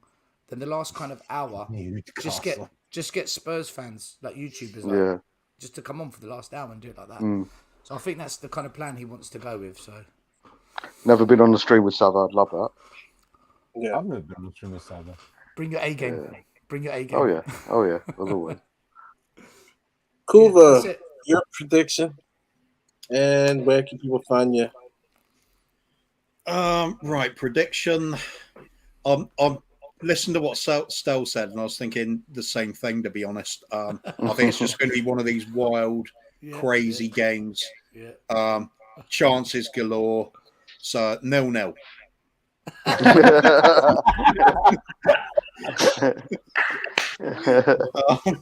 And where can people find you? Funny enough, I was actually going to go for 5-2 as well. Oh, brilliant. I just had this weird sense about it. It's just there's going to be stupid goals going in. I feel like, we might race ahead 3-0. They're pulling it back to 3-2. It's getting edgy. Then we come in with a couple more late goals. Just some mad stuff happening. Romero scoring, maybe Bentancur as well. Why not? Just bit of variety, bit of spice, bit of unpredictability, because everybody got that so down in the dumps over Brighton. Let's come back with a real thump. Yep. Because Brentford should be a tough place to go, and I think we're just going to do the reverse and school them. Damn right. Yeah. So as for where you can find me, all over the place, being a bit of a whore around the channels again. Sort of res light at the moment. You've learnt your lesson well, young Paddy. Well, my prediction is 3-0. I think we come back with a statement. We come back with I hear my echo. Conte gets them back on form, back on track. It was just a minor bump, and we are going to. Why the fuck did you change your shirt? Oh, I was about to explain that. 11 o'clock. 11 o'clock. It's 11 o'clock. No, it's actually my little brother's birthday, and so that's why the show started early and we're ending early because I got to go to dinner. You always stream on a festive occasion, Mari. It's always got something going on with you. You're worse than Stelz. Anything to get away from the in-laws. I might be streaming in about 3 weeks from Costa Rica. Oh, all right. Yeah, beach with the palm trees. Yeah. Yeah. There's more on business investment. Investment. I thought her name was Maria. Oh yeah. Yeah. And she's a good investment. Don't call her investment. That's just not nice. She might be watching. No, she knows. She knows it's a business trip.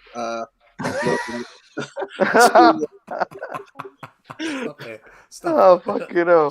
She might join in. She has Let's just hope she's not asking for a fucking refund. Yeah. Fucking hell. She might join in. Apart from that, she's watching. How many are there? How many are there? I mean, how many investments do you have? Welcome to Mari's Innuendo Lounge. I have one in Mexico that is currently being renovated, and stream before you cream. There's one I'm building. There's one I'm building an extension on. People be able to Airbnb it. Airbnb it. Oh my god. This show just went like that. Oh my god. I just hope Maria's watching. She probably is. Like, what? I thought you were going to business. I am. What? Yeah. What's this business trip? Watching Maria is something I need to watch. Oh man! Look at Cody Max. It's real estate business. Yeah. Real estate. Stream before you cream. Stream before you cream. Yeah. Oh, Cody. How did that date go, Mari? You know when you came on the comeback show and you had the white Michael Jackson hat on. How did that go? Did you use any of the chat lines though? Oh yeah, it worked. Yeah, man. It works well. Second date, third date, fourth date, fifth date. So yeah, we've got things not to say over in a restaurant. That'll be our next advice. Yeah. We need things not to say. Yeah. In a restaurant. We got an abundance of wisdom here, so we need to be giving these love relationships out. How about we skip dessert? And she go, oh, really? Yeah, because you're fat in it.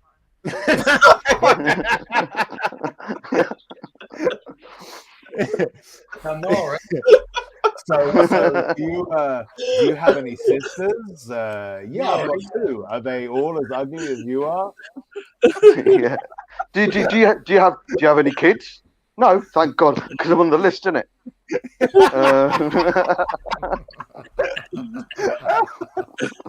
On that note, guys. On that note, you really want to finish on that note?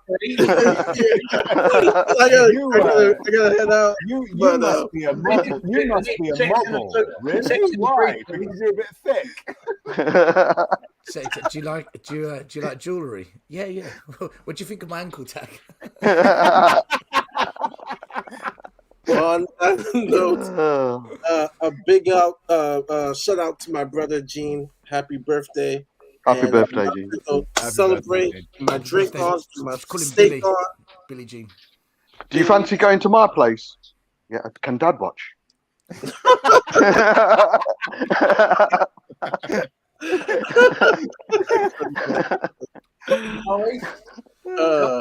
Safe sex, tie a knot in it. Yeah.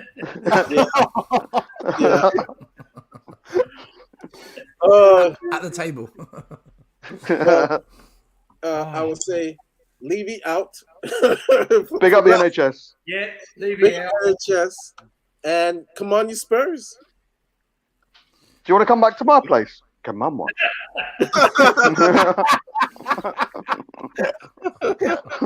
You might say yes. Oh God.